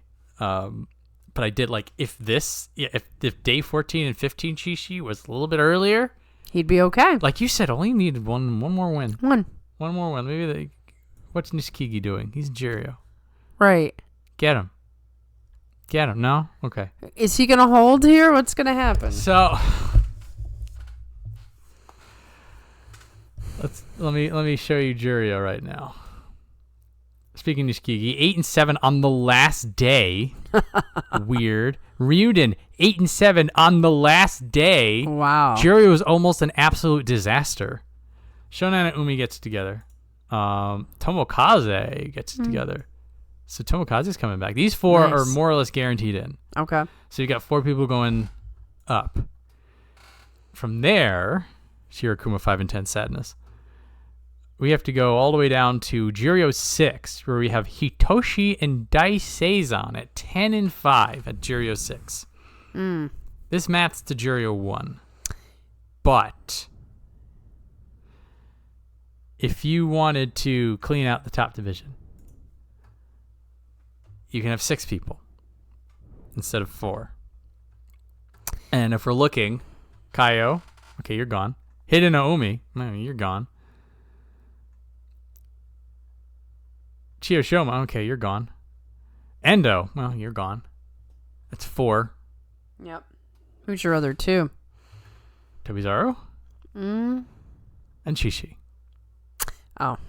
Well, I think it's not going to happen. You know why? Tobizaru has the best Banzuke luck. He does have incredible Banzuke luck. So, 4 people, it mats out pretty cleanly, pretty nicely. Yeah. And then for 6 people, you have to do a little bit of squirming. Depends on their mood. It's all mood dependent. It's all vibes. I don't want to hear anything about, like, there's some strategy. Like, the dudes show up to the guest of Banzuke and they're like, well, traditionally, it never happens. Takayasu 6 and 9 holds in Komusubi. I don't want to hear it never happens again from you guys. This latest group in particular has been defying all reason, which is... It's because they're just, like, laughing at all the guest of Banzuke people. Evidently, they must have a mic on, these people. So, this is our... So, we have our veteran pack. All 4 of these people have been up here before. And have spent significant time in the top division. Yes. And then, again, we have Hitoshi and Daisei who will be on deck. I believe Mita wins the Juryo division with 11 and 4. Mita's the new hype. He's the latest thing up. And what was Takayasu's score? 4 and 11. Oh no, we're getting a retirement. He will just barely stay in Juryo with a 4 and 11, I think. But he's on his way out. So Isegahama's falling apart. Well, I have Hakuoho, who's going to be an M1. But they at one time were stacked. They lose their Yokozuna to retirement. Nishiki Fuji's down. Takara Fuji's down. Takeru Fuji's hurt. Let's look. Atamifuji's good. Who do we got? Hakuoho, Takeru Fuji, Atamifuji, Midori Fuji, and Kusano. I forgot. Never mind. I lied. Okay. I forgot Kusano's in there. Yep. And then we have Satoru Fuji, who's Makushita 4. Now, both Kusano and Hakuoho were from the former Hakuho. So, had that gone differently, they would not be Isegahama guys. Correct. So, then there only would have been 3 in the top division. Mm-hmm. So, for special prizes, outstanding performance, the Shukansho goes to Tamawashi and Kotoshoho. Well earned in both cases. The Fighting Spirit, or the Kanto Show prize, goes to Kusano, Fujinokawa, and also Kotoshoho. And then the Technique prize, or the Gino Show, goes to Aonishiki and Kusano. So they were very generous. I didn't hear anything about conditions. Nope. Everybody just got them. What's funny is I'm looking at my bookshelf and look at what's there. Last tournament's notes. Oh, there it is. I was just like, what is this? Oh, okay. So we have they pulled out all the special prizes this time around for the lower rankers to applaud. Encourage and applaud. Very well done. Well done to Kotoshoho, and a very exciting, crazy July tournament. Yeah, you're going to have to take a big exhale after all that and prepare yourselves for 42 opinions related stuff. I said I put it in the post section, but I will tell you here. This recap show will be on tomorrow. Obviously, you'll already be listening to it. Next week, we are doing a Takayasu birthday live stream. This is the 2nd annual birthday Takayasu live stream. It will be Wednesday the 6th, even though Takayasu's birthday is Tuesday the 5th. And we will be doing the Sumo Salon Pusher Thruster. And then the following week will already be Guess the Banzuke, which will be on that Tuesday. And then it'll be just like a couple weeks after that, and we'll be doing the preview show. So you're going to be hearing a lot more of us than typical. That's what August brings, because I can't bring myself not to celebrate Takayasu's birthday with you guys. So there you have it. It's going to be fun. Hang out and chat with fellow sumo fans. Yep, so we've got some stuff in August, and then September is Akiba show. Back to the Kokugikon. And we'll have a fired up couple of Yokozuna, I hope. I hope so too. Oh, let me do the plug because I got in trouble for not doing the plug. Okay. Plug. If you like sumo, why don't you like, comment, and subscribe to 42 Opinions Sumo, the best sumo podcast on the internet. Thank you. All right. Done. We're done with this. Have fun, guys. We'll see you soon.